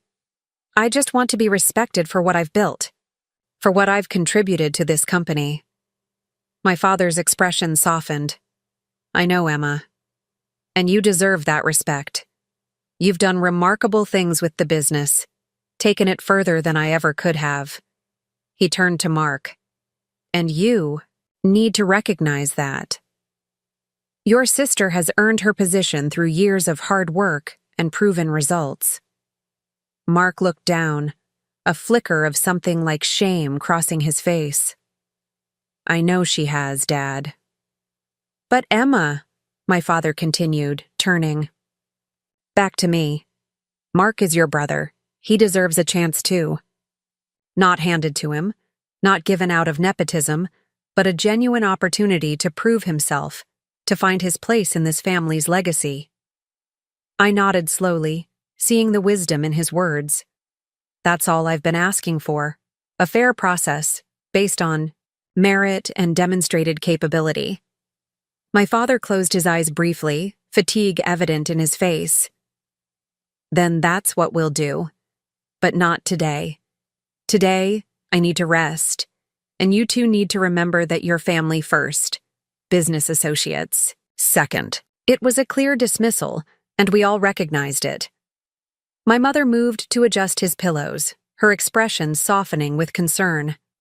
We should let you sleep now, Robert. He nodded, his eyes already drifting closed. Emma, he murmured. Stay. A moment, just you. Mark and my mother exchanged glances but left without protest. When the door closed behind them, my father opened his eyes again, fixing me with a steady gaze that belied his weakened condition. I owe you an apology, he said quietly. The words were so unexpected that for a moment I couldn't respond. Robert. Wilson didn't apologize. Not to employees, not to business rivals, and certainly not to his children. For what? I finally managed. For not seeing what was right in front of me all these years, he replied. For not acknowledging what you've accomplished with the company. For holding on to outdated ideas about who should lead and why. I swallowed hard against the sudden tightness in my throat. Thank you for saying that, Dad. He reached for my hand, his grip weaker than I remembered, but still firm. This heart attack. It makes you think about things differently. About what matters. About mistakes you've made. You don't need to... I do, he interrupted. I do need to say this. You were right about the business, Emma. You saved it when I was too stubborn to see it was failing. You transformed it into something far beyond what I had built. I should have recognized that long ago. Tears pricked at the corners of my eyes. After 8 years of fighting for recognition, of struggling to be seen as more than just the daughter, my father was finally acknowledging my contributions. That means a lot to me, I said softly. He nodded, his eyes drifting closed again. I still want Mark to have a place in the company. He's my son, your brother. But it has to be earned, not given. You've proven that's the right way. I agree, I replied, and I'm willing to help him, to teach him, if that's what he truly wants. My father squeezed my hand weakly. Good. Because whatever happens with me, the future of Wilson Family Pharmacy rests with you two now. And I'd rather leave knowing you're working together than at odds. The monitor beside his bed beeped, his heart rate elevating slightly. Concerned, I stood. You should rest now, Dad. We can talk more when you're stronger. He nodded, already drifting toward sleep. Remember what I said, Emma? The business matters, but family matters more. As I quietly left the room, those words echoed in my mind. Family matters more. It was a sentiment I had always believed in theory, but in practice, our family dynamics had often been shaped more by competition than cooperation, by hierarchy than mutual respect. Outside in the hallway, I found Mark leaning against the wall, arms crossed, expression guarded. What did he say to you? He asked. I hesitated, unsure how much to share of that private moment with our father. He apologized, I said finally, for not recognizing my contributions to the company sooner. Mark's eyebrows rose in surprise. Dad apologized? To you? I was as shocked as you are, I admitted with a small smile. My brother shook his head. In disbelief. This heart attack really has changed him. Maybe it's changed all of us, I suggested. Or at least, maybe it should. Mark studied me for a long moment, something shifting in his expression. Look, Emma, I know I haven't been fair to you. I know I've never acknowledged how much you've done for the company.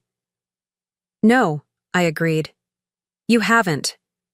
Dad's right. You earned your position. You built that business into what it is today. He ran a hand through his hair, a gesture of frustration I recognized from our childhood. The truth is, I was jealous. You were always the smart one, the capable one, the responsible one. I was just the son.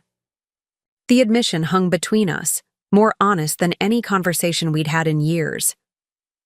Being the son came with its own advantages, I pointed out, ones I never had access to. I know, he acknowledged, and I took them for granted. I assumed leadership of the company would eventually be handed to me, just because that's how things have always worked in this family. And now? Mark sighed heavily. Now I don't know. I still want a place in the company. It's our family's legacy after all. But maybe not like this. Not at the cost of tearing the family apart. Not at the cost of Dad's health. I nodded, feeling a cautious hope rise within me. The offer I made before still stands. Join the company, learn the business from the ground up. Prove yourself based on merit, not birthright.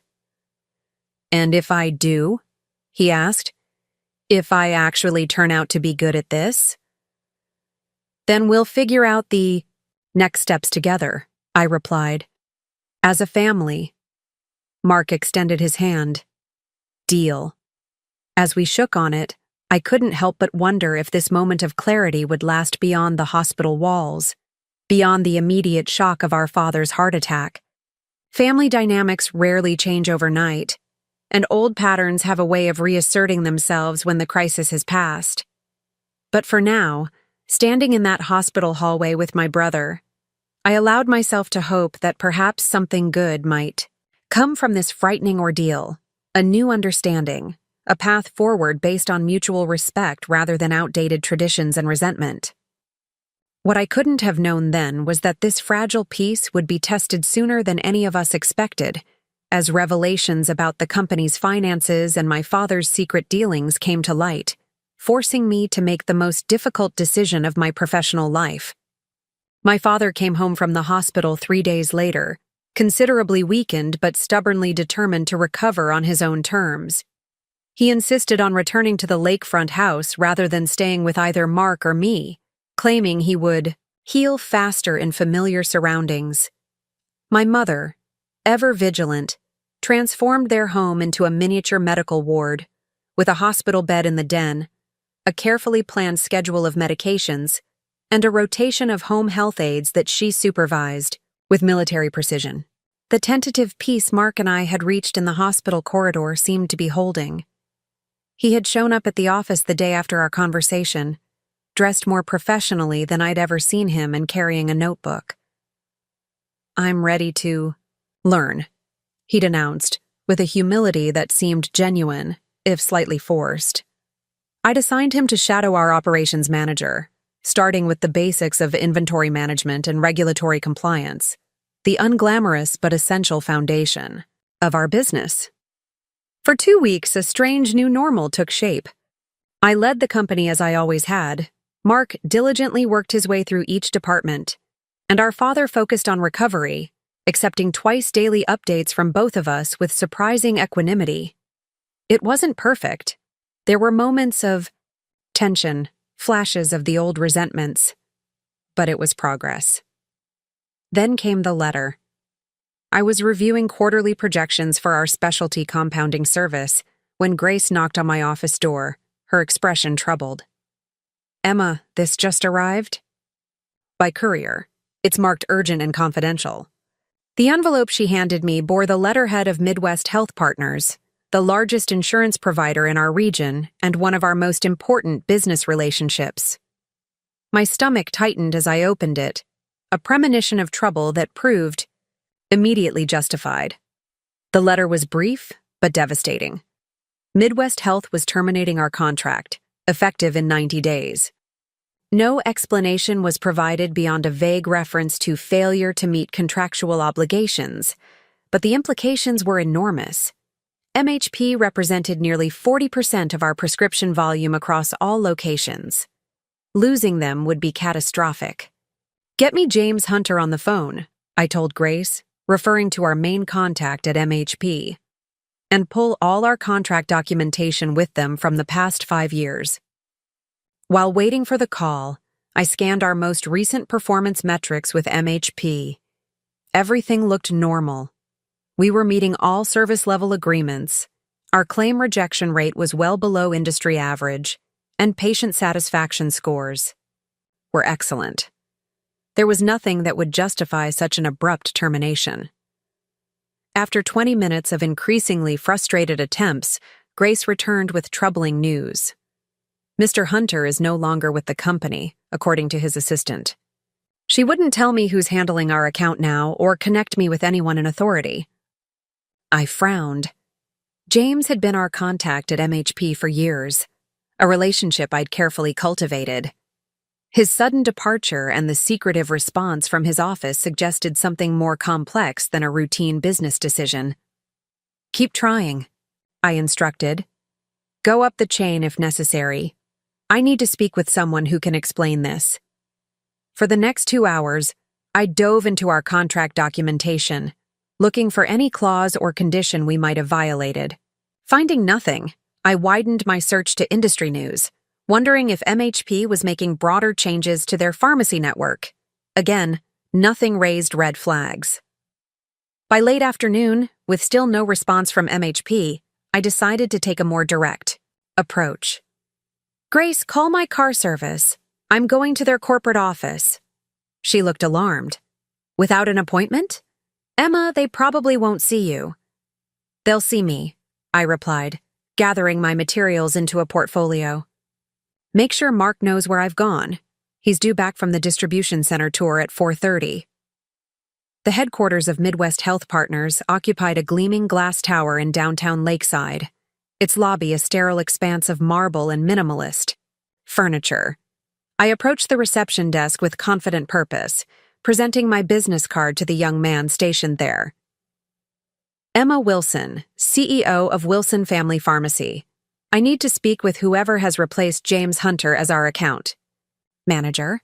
It's regarding the contract termination notice we received today." He glanced at my card, then at his computer screen. "I don't see an appointment, Ms. Wilson." "It's an urgent matter that requires immediate attention," I replied firmly. "Please, let them know I'm here and that I won't be leaving until I've spoken with someone in authority." The receptionist looked uncertain, but made the call. After a brief, hushed conversation, he directed me to take a seat in the waiting area. I remained, standing, unwilling to signal even that small surrender of position. 10 minutes later, a professionally dressed woman emerged from the elevator bank. "Ms. Wilson, I'm Vanessa Sharma, Vice President of Provider Relations. I understand you have some questions about your contract status." "I have more than questions," I replied. "I have significant concerns about the unexplained termination of a long-standing business relationship that has been beneficial to both our organizations." She nodded, her expression carefully neutral. "Let's discuss this in my office, shall we?" As we rode the elevator to the 18th floor, I studied her sidelong. Vanessa Sharma was new to me. I prided myself on knowing every key player at our partner organizations, and her name had never come up in any MHP interactions. Her office was corner-positioned with expansive views of Lake Michigan, the decor tastefully impersonal. She gestured for me to take a seat as she settled behind her desk. "Ms. Wilson, I appreciate your dedication to resolving this matter, but I must inform you that the decision to terminate Wilson Family Pharmacy's contract has been finalized at the executive level. The 90-day notice period exceeds our contractual obligation, which is actually only 60 days. "What I'm looking for is the reason behind this decision," I replied, maintaining eye contact. "Our performance metrics exceed industry standards across all parameters. We've been a reliable partner to MHP for over 20 years. There's been no explanation for this sudden change." Vanessa's expression remained impassive. "Business decisions of this nature are complex and based on multiple factors. I'm afraid I can't discuss the specifics." "Can't or won't?" I pressed. A flicker of something, discomfort, perhaps, crossed her face before her professional mask reasserted itself. "Ms. Wilson, I understand this is difficult news, but..." Let me be direct, I interrupted. Has someone from my family contacted MHP regarding our business relationship? Her slight hesitation told me everything I needed to know. I see, I said quietly. When did this contact occur? I'm not at liberty to discuss. Was it my father or my brother? Vanessa straightened in her chair. Ms. Wilson, regardless of how this decision came about, it is final.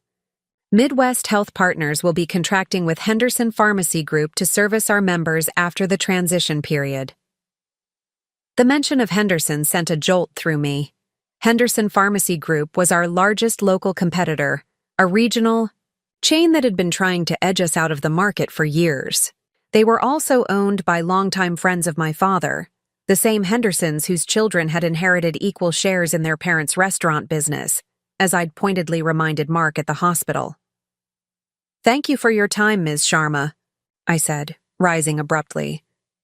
I believe I understand the situation now. As I rode the elevator down, my mind raced with implications.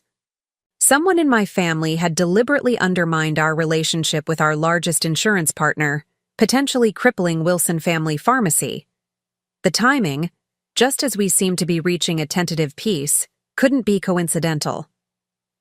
Beto. The time I reached my car, my initial shock had hardened into cold anger. I pulled out my phone and called the one person who might have insight into what was happening. Gregory, it's Emma. I need to see you immediately. It's about the company, and I think my family is trying to sabotage it. The lawyer agreed to meet me at his office within the hour. As I drove there, I received a text from Mark. Where are you? Grace said something about MHP. What's going on? I didn't respond. At this point, I didn't know who I could trust, even with our recent tentative truce. Gregory was waiting in his office when I arrived, concern evident in his lined face. Emma, what's happened? I explained the situation rapidly, the unexpected contract termination, the stonewalling from MHP, the revelation that Henderson Pharmacy Group would be taking over their business. And you believe someone in your family orchestrated this? He asked, his expression grave. It's too coincidental, I replied. MHP has been our partner for decades. Their sudden decision to drop us right in the middle of our succession dispute and transfer their business to a company owned by my father's friends? Someone is trying to devalue Wilson Family Pharmacy to make it appear I'm losing control. Gregory stroked his chin thoughtfully. It would be a drastic move. The company would lose substantial revenue. Exactly.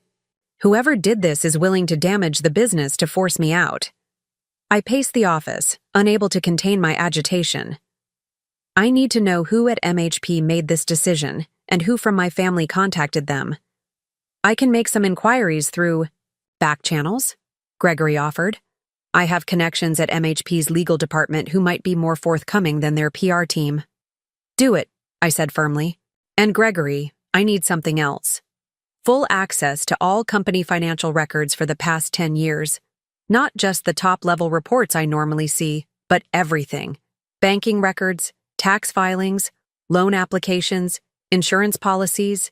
If someone's trying to undermine the company, I need to know what other surprises might be waiting.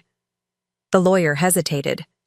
That level of detail has always been handled directly by your father, with his personal accountant. I'm not sure. I'm the CEO, Gregory, and a 30% shareholder. I have the right to review all company records. My tone left no room for argument. He nodded slowly. I'll send a formal request to Robert's accountant tomorrow morning. But Emma, tread carefully. If your suspicions are correct, this situation could escalate quickly. It already has, I replied grimly. Someone just declared war on me, and they're using the company as their battlefield.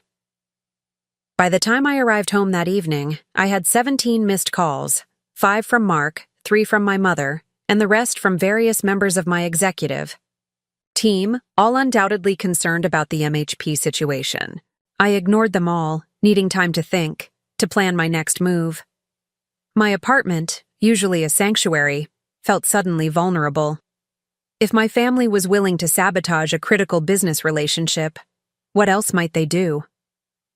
I double-checked the locks, then poured myself a generous glass of wine and carried it to the window overlooking the lake. The water stretched out before me, dark and restless under the night sky, mirroring my turbulent thoughts. Who had contacted MHP? My father, from his sickbed?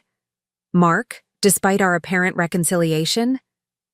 My mother, always the quiet but effective, force behind my father's decisions? My phone buzzed again, Olivia this time. I answered, needing a perspective from outside the family drama. "Emma, what the hell is happening?" she demanded without preamble. "I just heard from Jacob at Henderson that they landed the MHP contract. Isn't that your biggest insurance partner?" Jacob Henderson, Olivia's cousin and the youngest son of Henderson Pharmacy's founders. Of course she would have insider information. "It is," I confirmed. "Or was, until they terminated our contract today without explanation." "Without explanation? That makes no sense. You guys have had that relationship forever." I took a deep breath. "Olivia, I need you to ask Jacob something, discreetly. I need to know who from my family contacted MHP or Henderson about this deal." There was a pause on the other end of the line.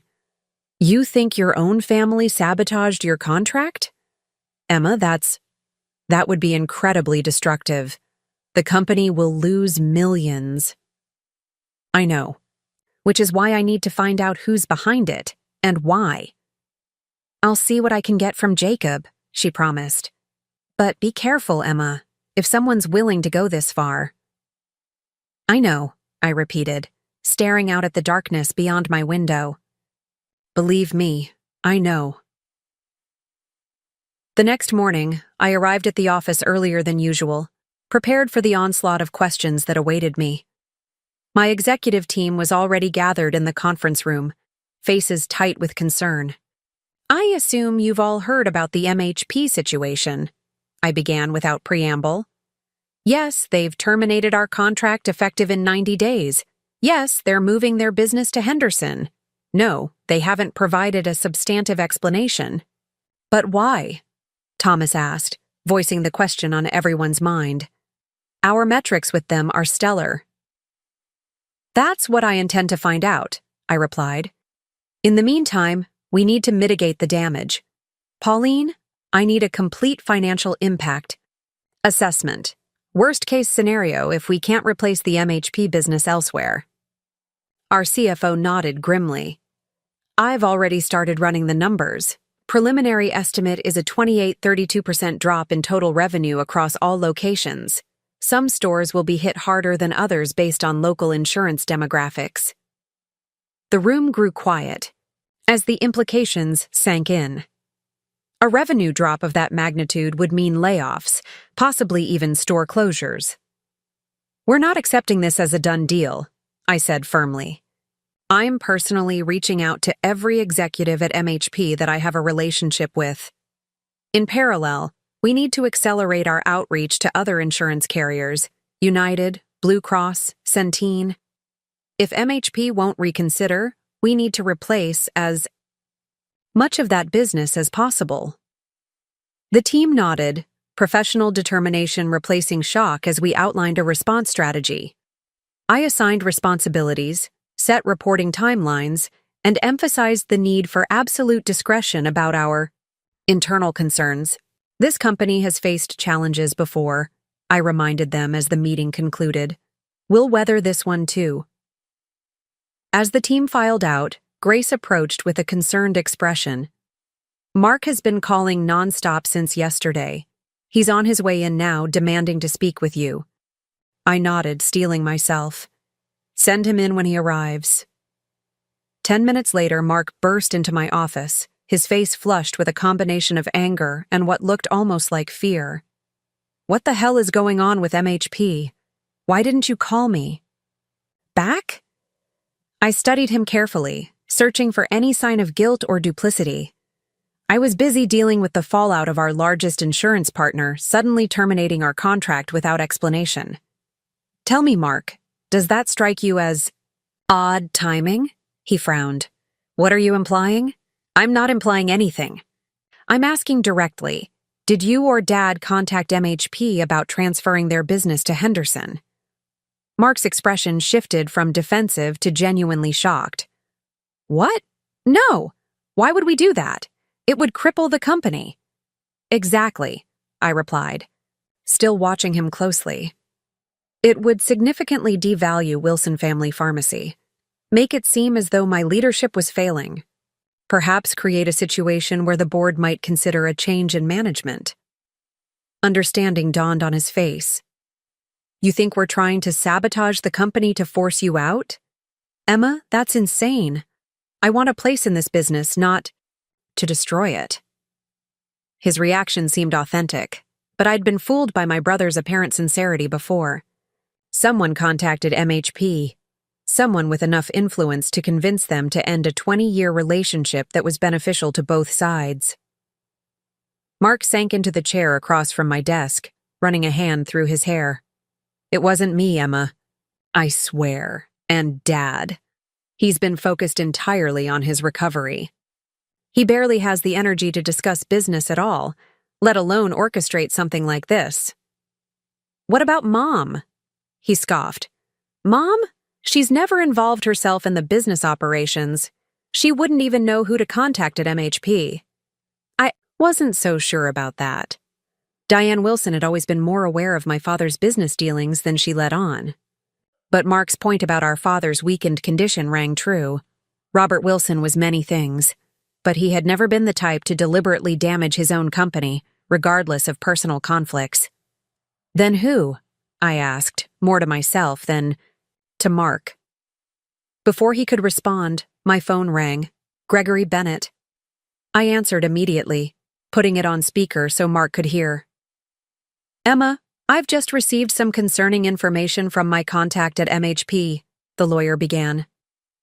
It appears the decision to terminate Wilson Family Pharmacy's contract came directly from their CEO, following a private meeting 2 weeks ago. A meeting with whom? I pressed. There was a pause before Gregory answered.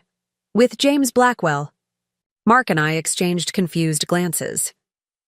Who is James Blackwell? Mark asked. That's what I asked, Gregory continued. According to my source, he's a representative of Ascendant Healthcare Capital, a private equity firm that apparently has been discussing a potential acquisition of Wilson Family Pharmacy. The room seemed to tilt around me. That's impossible. Wilson Family Pharmacy isn't for sale. There have been no acquisition discussions.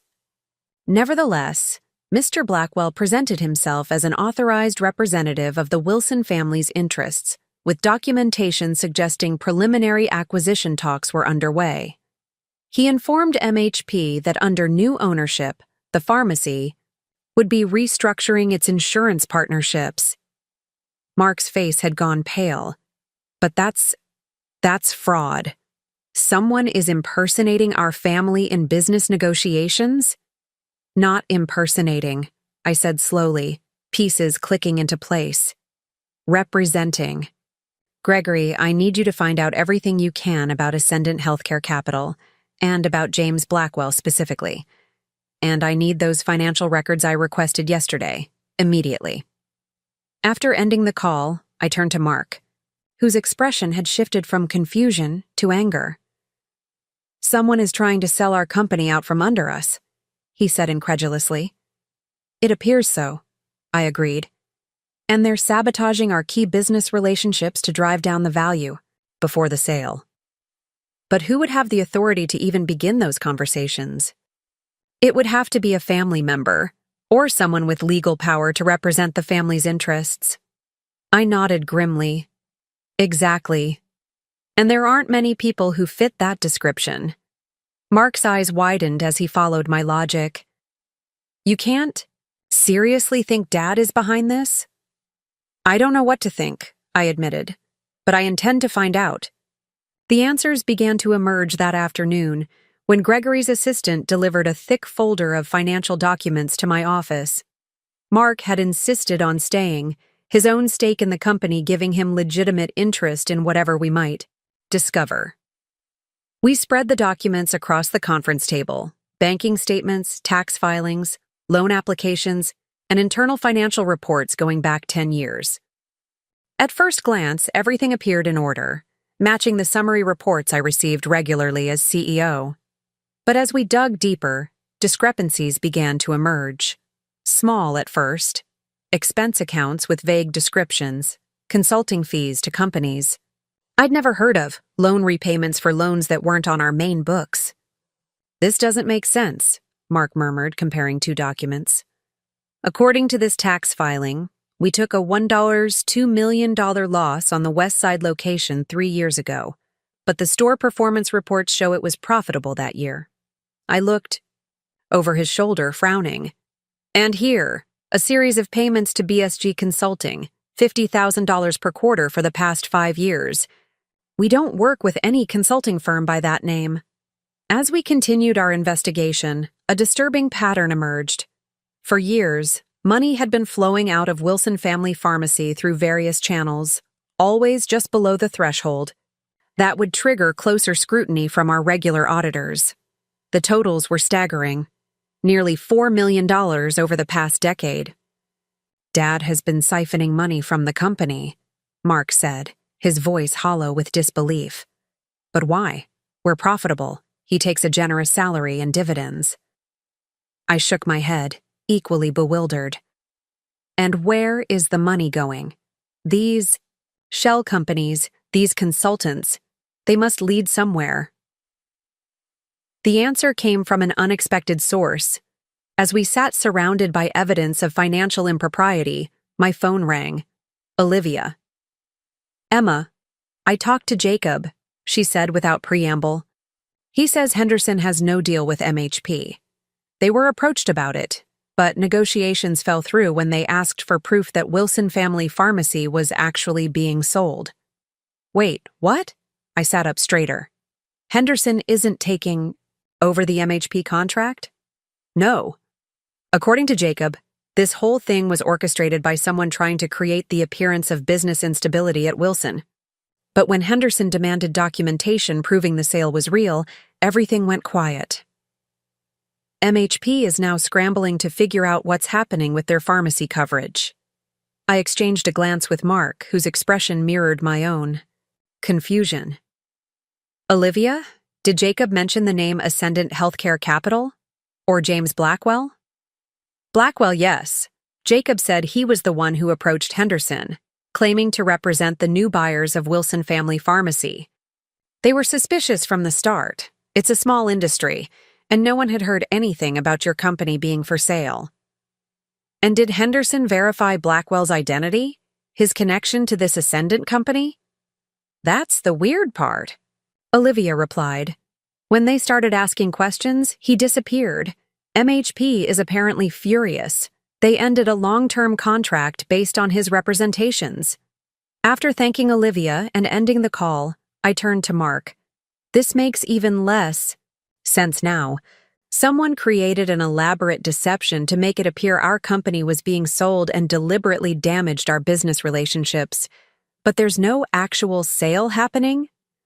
Mark was staring at one of the financial documents, his expression suddenly focused. "Emma, look at this. BSG Consulting, the company receiving those quarterly payments. The address listed here is a property in Harbor Springs." So Dad doesn't just know someone in Harbor Springs. He owns property there. That lakefront vacation house he bought 5 years ago. The one he said was an investment property that he rents out. I frowned, taking the document from him. "You think BSG Consulting operates out of Dad's vacation house?" "I think BSG Consulting might be Dad," Mark replied grimly, "or someone connected to him." The implications were staggering. If my father had been diverting company funds to himself beyond his declared compensation, it would explain the missing money. But it didn't explain the fake acquisition talks, the sabotage of our insurance partnerships, or the mysterious James Blackwell. Unless... "Mark, when did Dad buy that Harbor Springs property?" He thought for a moment. 5 years ago. Like I said, Right after he had that health scare, the one that turned out to be just exhaustion, remember? I did remember. My father had collapsed at work, prompting a battery of tests that ultimately showed nothing seriously wrong. Afterward, he'd announced he was buying a vacation property to reduce stress and enjoy life more. And he paid cash for it, right? Over $2 million for prime lakefront property? Mark nodded slowly, realization dawning. Money that might have come from the company, I finished. Through these shell consultancies and inflated expense accounts. We stared at each other, the full implications sinking in. Our father, the paragon of business ethics as far as we had known, had potentially been embezzling from his own company for years. But that still doesn't explain what's happening now, Mark insisted. Even if Dad was taking money, why would he or anyone else create this fake acquisition scenario? Before I could respond, Grace knocked urgently on the conference room door. Emma, I have Midwest Health Partners legal counsel on the line.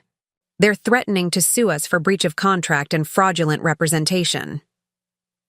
The next hour was a blur of crisis management, calming MHP's lawyers, assuring them that Wilson Family Pharmacy had never authorized anyone to discuss acquisition, plans, or contract termination, promising full cooperation with any investigation into the impersonation of our company's interests. By the time I hung up, Gregory Bennett had arrived with more pieces of the puzzle. Ascendant Healthcare Capital exists, he reported. It's a small private equity firm based in Chicago, specializing in healthcare acquisitions. But according to their general counsel, they have never employed or authorized anyone named James Blackwell, and they have no interest in acquiring Wilson Family Pharmacy. So Blackwell is using a real company's name to add legitimacy to his fraud, I mused. But who is he, and what's his connection to all this? Gregory hesitated, glancing between Mark and me. There's more. I had my investigator run a background check on everyone associated with BSG Consulting, the company receiving those regular payments from Wilson Family Pharmacy. BSG officially has only one employee, its founder and president, Barbara Sherman Goldberg. The name meant nothing to me, but beside me, Mark went very still.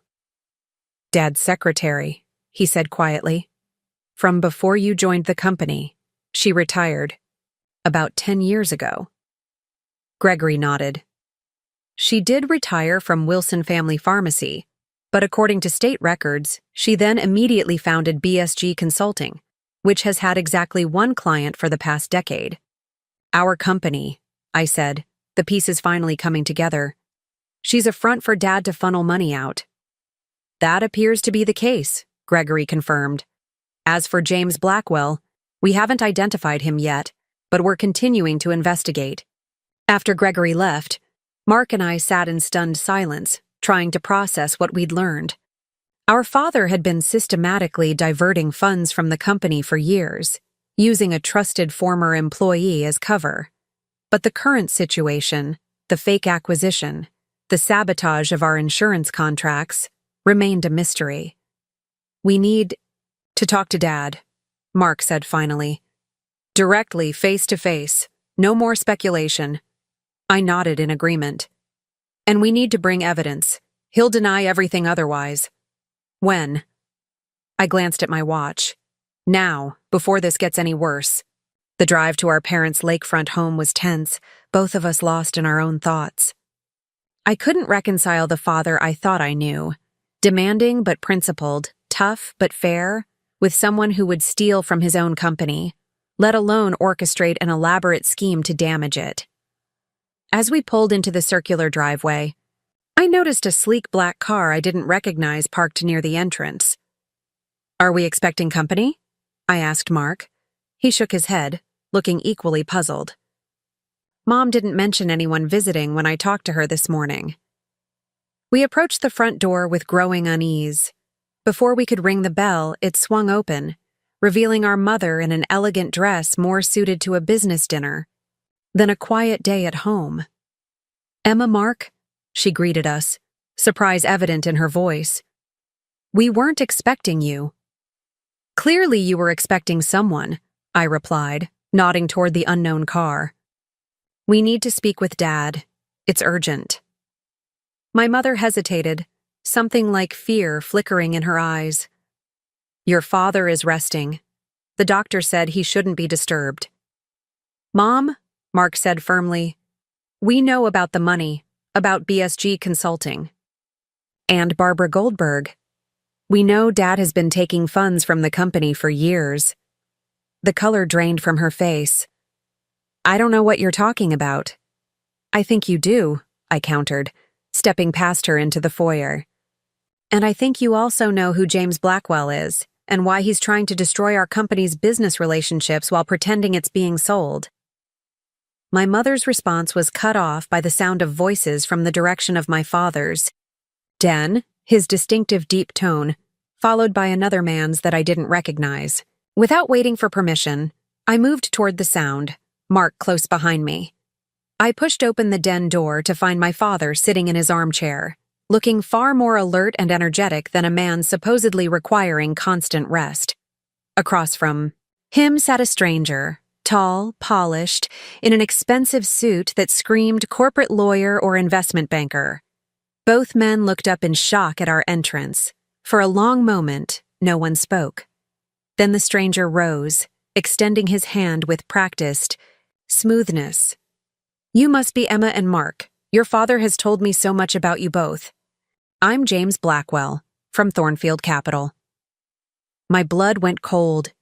This was the man who had been impersonating our family's interests, sabotaging our business relationships, creating the illusion of a company in crisis. And here he was, sitting comfortably in my father's den, apparently with his full knowledge and approval. Dad, I said, my voice dangerously calm. You have 5 minutes to explain what the hell is going on. The confrontation that followed would change everything, for our family, for Wilson Family Pharmacy, and for the inheritance that had nearly torn us apart. For several seconds, the room remained frozen in a tableau of shock and betrayal. My father's face had drained of color, while the man who called himself James Blackwell maintained his professional smile, though it no longer reached his eyes. Behind us, I heard my mother's sharp intake of breath as she entered the den. Emma. Mark, my father finally said, his voice steadier than I expected. This isn't how I wanted you to find out. Find out what, exactly? I demanded, maintaining my position by the door. That you've been embezzling from your own company for years, or that you're working with this man to deliberately sabotage Wilson Family Pharmacy? Which part weren't we supposed to discover? Emma, please, my mother interjected. Your father's heart seems to be working just fine, I cut her off, gesturing to my father, who looked far more vital than he had during any of our hospital visits. Remarkable recovery, Dad. Almost miraculous. My father sighed heavily, exchanging a glance with Blackwell before addressing us. You might as well sit down. This will take some explaining. Mark and I remained standing, united in our refusal to play along with whatever script my father had prepared. Mr. Blackwell, perhaps we should reschedule, my father suggested, but the other man shook his head. With respect, Robert, I think that ship has sailed. Your children have clearly done their homework. Continuing to obscure the situation will only make matters worse. He turned to us with a calculated frankness. I represent Thornfield Capital, a private investment firm specializing in healthcare acquisitions. Your father approached us 6 months ago about a potential purchase of Wilson Family Pharmacy. 6 months ago? Mark repeated incredulously. Before any of this succession drama even started? My father couldn't meet our eyes. I've been considering an exit strategy for some time. My health concerns are real, even if... He trailed off. Even if you've been exaggerating them to manipulate us? I finished for him. What about the money, Dad? The millions diverted through fake consulting companies to your vacation property? My mother stepped forward, her composure cracking slightly. That's a separate issue, Emma. Your father needed those funds for Personal investments. Investments. Like paying for specialized medical treatments not covered by insurance, Blackwell supplied smoothly. Treatments that Mr. Wilson preferred to keep private from his family. I laughed without humor. You expect us to believe that? What treatments cost millions of dollars and require elaborate financial shells to hide? A heavy silence fell over the room. My father and mother exchanged another look, one I couldn't quite decipher, before my father spoke again. The money wasn't for me, he said quietly. It was for your mother. All eyes turned to Diane Wilson, who stood with perfect posture despite the weight of our collective gaze. For the first time, I noticed a slight tremor in her ordinarily steady hands. I was diagnosed with early-onset Parkinson's disease 8 years ago, she stated, her voice clinical and detached, as if describing someone else's condition. We sought treatment from specialists across the country, experimental protocols not covered by insurance. The expenses were substantial. I felt the ground shift beneath me, certainties crumbling. Why keep it secret? Why not just tell us? Your mother didn't want your pity, my father answered. She didn't want to be seen as diminished or fragile. And the treatments were working. Her symptoms have remained minimal, managed through a combination of therapies that we continue to this day. Mark stepped forward, confusion evident on his face. But what does that have to do with selling the company now? Or with this succession battle you created? Blackwell cleared his throat. If I may? The financial situation has become more complex in recent years.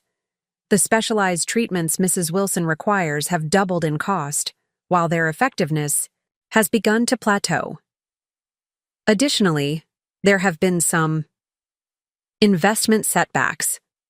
My father's jaw tightened, a flicker of genuine shame crossing his face. I made some poor decisions trying to grow the funds I'd set aside for your mother's. Kare. We need liquidity now, enough to establish a trust that will cover her medical needs for the rest of her life, regardless of what happens to me or to the business. So you decided to sell the company, I said slowly, pieces falling into place.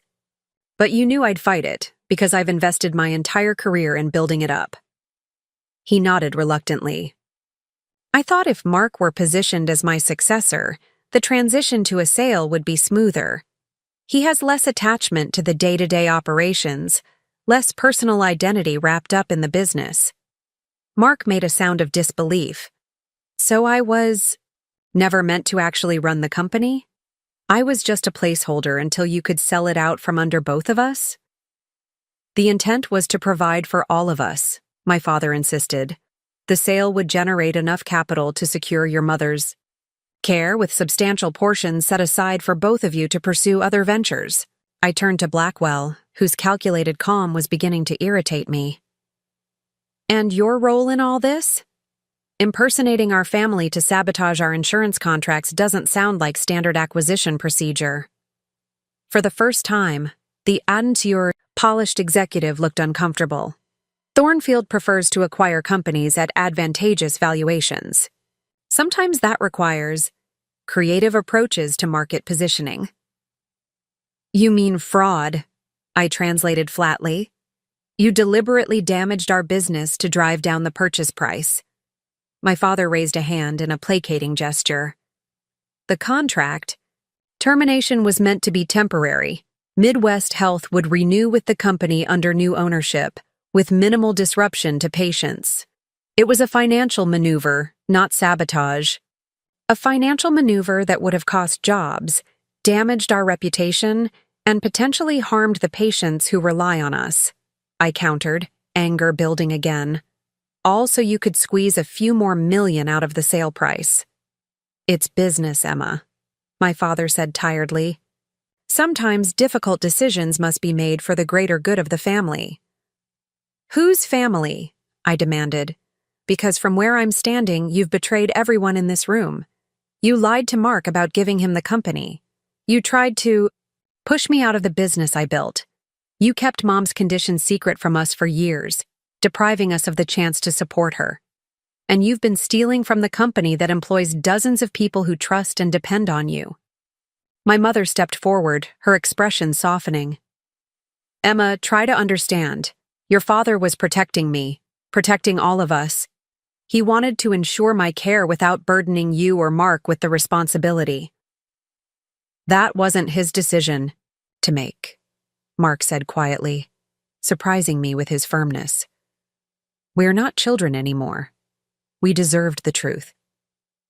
My father looked suddenly older, the weight of his deceptions visibly heavy on his shoulders. Perhaps you're right, but what's done is done. The question now is how we move forward. I turned to Blackwell, who had been watching this family drama unfold with barely concealed calculation. Thornfield Capital's offer is off the table. Whatever you thought you were buying, it's not for sale. He raised an eyebrow. I admire your confidence, Ms. Wilson, but the reality is more complicated. Your father has already signed a preliminary agreement giving us exclusive negotiating rights for the next 30 days. If Wilson Family Pharmacy rejects our final offer without cause, there are substantial penalties. Signed with what authority? I challenged. Dad doesn't have controlling interest anymore, remember? Any sale would require 75% shareholder approval, which he doesn't have without my support. Blackwell's composure slipped slightly. The agreement was based on Mr. Wilson's representation that he speaks for the family interests. Then the agreement was obtained under false pretenses. I stated firmly, our lawyer will be contacting yours to clarify that point. My father leaned forward, his expression urgent. Emma, be reasonable. This sale would solve everyone's problems. Your mother's care would be secured. You and Mark would have substantial capital to pursue whatever you want. Except the business I've spent 8 years building, I interrupted. The business that employs people I care about, that serves a community I'm part of. You're asking me to walk away from all of that because you made financial decisions without consulting any of us. The room fell silent again, the impasse clear. After a moment, Blackwell stood, gathering his materials with practiced efficiency. I can see this is a family matter that requires further discussion, he said smoothly. Robert, perhaps we should reconnect once you've had a chance to align with your children on the path forward. After Blackwell departed, the four of us remained. In the den, the weight of revelations and betrayals hanging heavy in the air. My mother was the first to speak. I never wanted my condition to define our family's choices, she said quietly.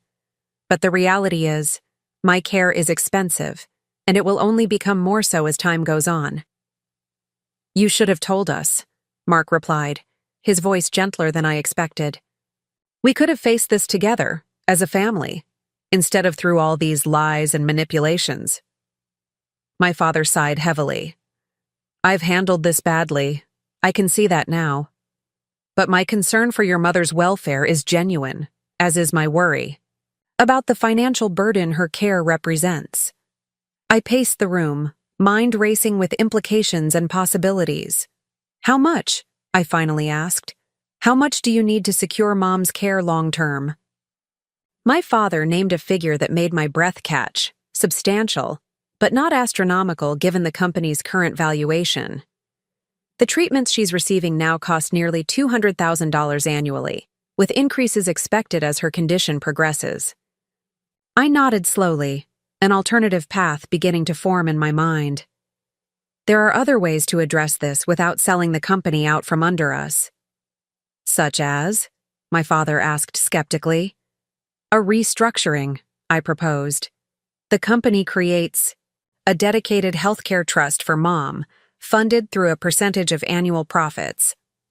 We bring her condition into the open, with her permission, and make Wilson Family Pharmacy a leader in supporting research for Parkinson's and other neurological conditions.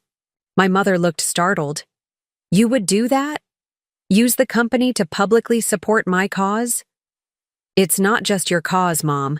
It's our family's cause now. I turned to my father.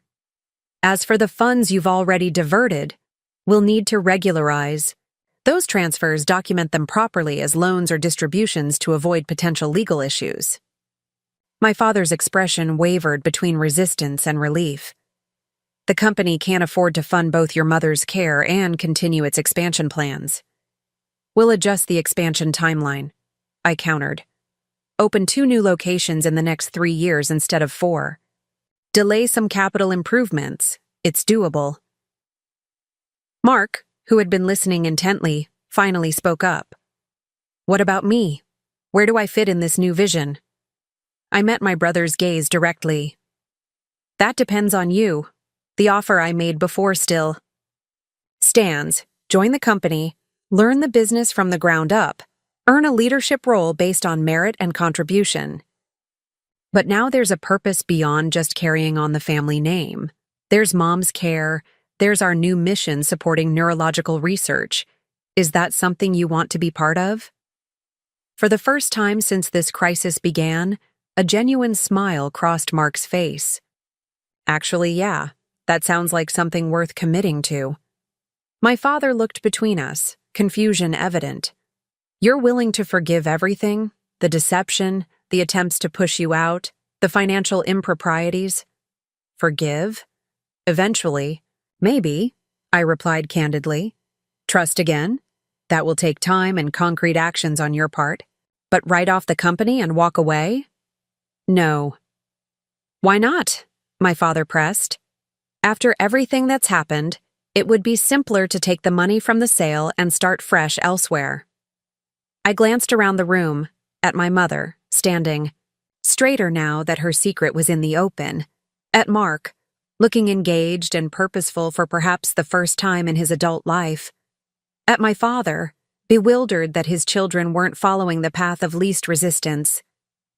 Because Wilson Family Pharmacy isn't just a business to me, I explained. It's not just a financial asset to be maximized.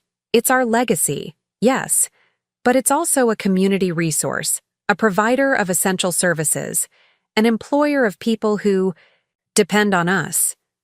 I've spent 8 years making it something more than a small family business, and I'm not walking away from that because you decided unilaterally that it should be sold.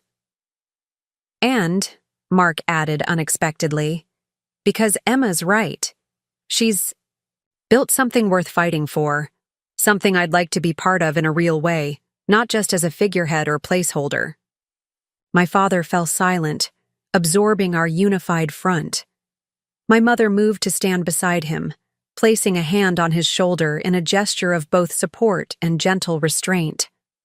Robert, she said softly, perhaps it's time to truly let go, not by selling the company, but by acknowledging that Emma and Mark have their own vision for its future, one that includes caring for me, but doesn't require sacrificing everything we've built. For a long moment, my father didn't respond. Then, with visible effort, he nodded. I suppose I've been so focused on protecting this family that I failed to see how capable you both have become of protecting yourselves and each other. It wasn't quite an apology, but from Robert Wilson, it was as close as we were likely to get. I accepted it with a nod of acknowledgement, understanding that rebuilding trust would be a long and deliberate process. 3 months later, Wilson Family Pharmacy had weathered the storm created by my father's machinations and emerged stronger. Midwest Health Partners, after learning the truth about Blackwell's misrepresentations, not only renewed our contract, but expanded it, adding their Medicare Advantage members to our service agreement. The financial restructuring to support my mother's care was in place, with a transparent governance process that involved both Mark and me in all major decisions. Mark had surprised everyone, perhaps himself most of all, with his dedication to learning the business. His natural charisma and relationship-building skills, previously directed toward ill-fated ventures, proved valuable in expanding our community, outreach programs, particularly our new initiatives supporting Parkinson's research and patient advocacy. My father had stepped back completely from operational involvement, focusing instead on his role as chairman emeritus, and my mother's primary caregiver. The heart attack, while exaggerated for manipulative purposes, had been real enough to warrant the lifestyle changes he'd now embraced. As for me, I remained CEO, but with a renewed sense of purpose beyond just growth metrics and profitability. The company was now explicitly aligned with values I believed in: healthcare accessibility, employee well-being, and community support, while still maintaining the financial strength needed to secure my mother's care and our collective future. One unseasonably warm autumn evening, I found myself sitting on the deck of my parents' lakefront home, watching the sunset paint the water in shades of gold and crimson. My mother joined me, moving more slowly than she once had, but with a dignity that transcended her physical limitations. "I never thanked you properly," she said, settling into the chair beside mine, "for finding a way to keep the company and the family while ensuring my care." I smiled, reaching over to cover her hand with mine. "You don't need to thank me, Mom. It's what families are supposed to do: support each other through challenges, not hide them behind secrets and manipulations." She nodded, a hint of regret crossing her face. "Your father and I came from a different generation. Illness was private, financial struggles were shameful. We thought we were protecting you by handling everything ourselves." "I understand the intention," I acknowledged, but the execution left something to be desired. A small laugh escaped her. "That's an understatement." She gazed out at the lake, her expression growing more serious. "You know, when your father first suggested passing the company to Mark, I supported him without question.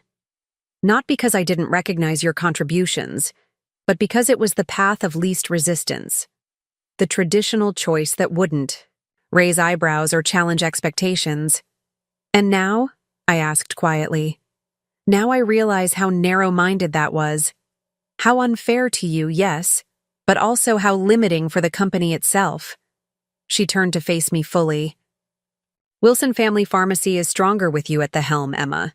Not because you're my daughter, but because you're the right person for the role.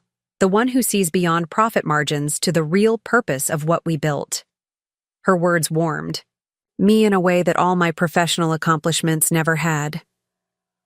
After years of fighting for recognition, of proving myself repeatedly against outdated expectations, my mother was finally seeing me clearly, not as the daughter, but as the leader I had become.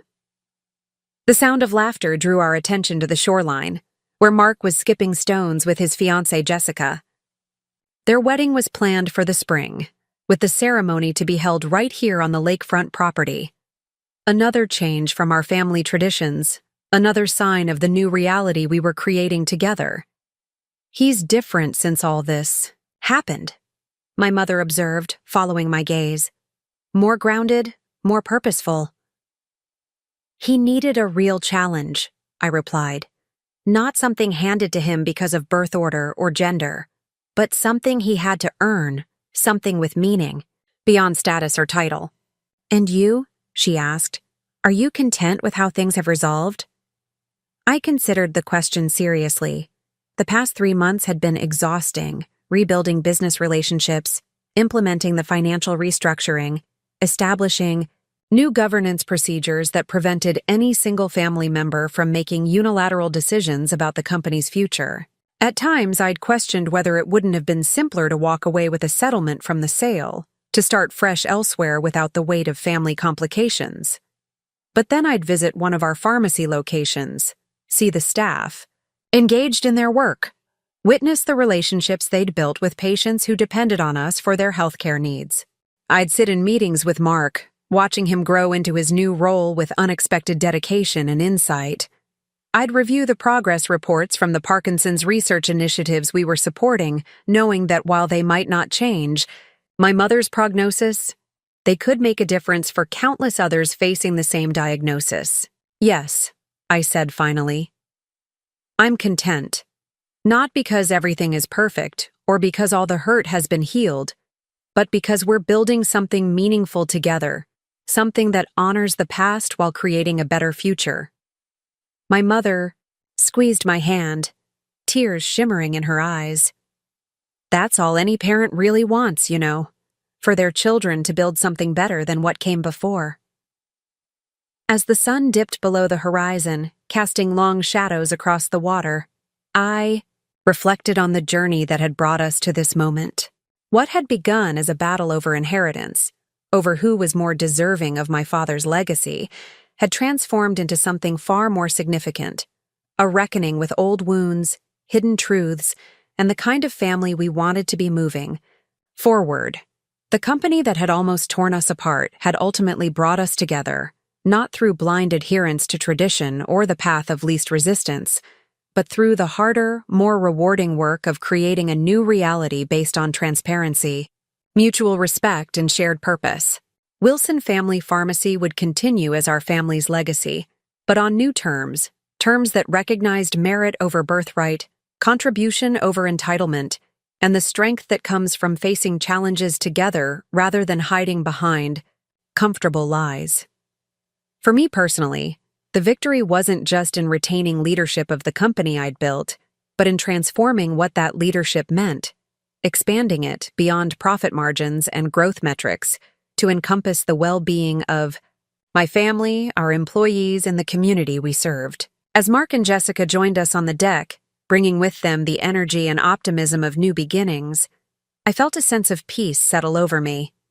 The inheritance I had fought for wasn't just the company itself, but the right to define its future, on my own terms that included my brother as a partner rather than a rival, my parents as advisors rather than controllers, and myself not as the daughter who had something to prove, but as the leader who had already proven herself through years of dedicated service and measurable results. Some might see our story as one of family conflict and business drama, of parents who favored one child over another until circumstances forced them to reconsider.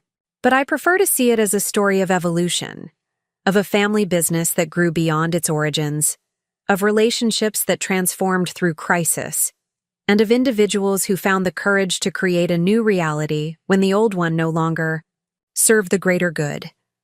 That, to me, is the true inheritance worth fighting for. Not buildings or balance sheets or titles, but the opportunity to build something meaningful that honors the past while embracing a future of our own design. Up next, you've got 2 more standout stories right on your screen. If this one hit the mark, you won't want to pass these up. Just click and check them out.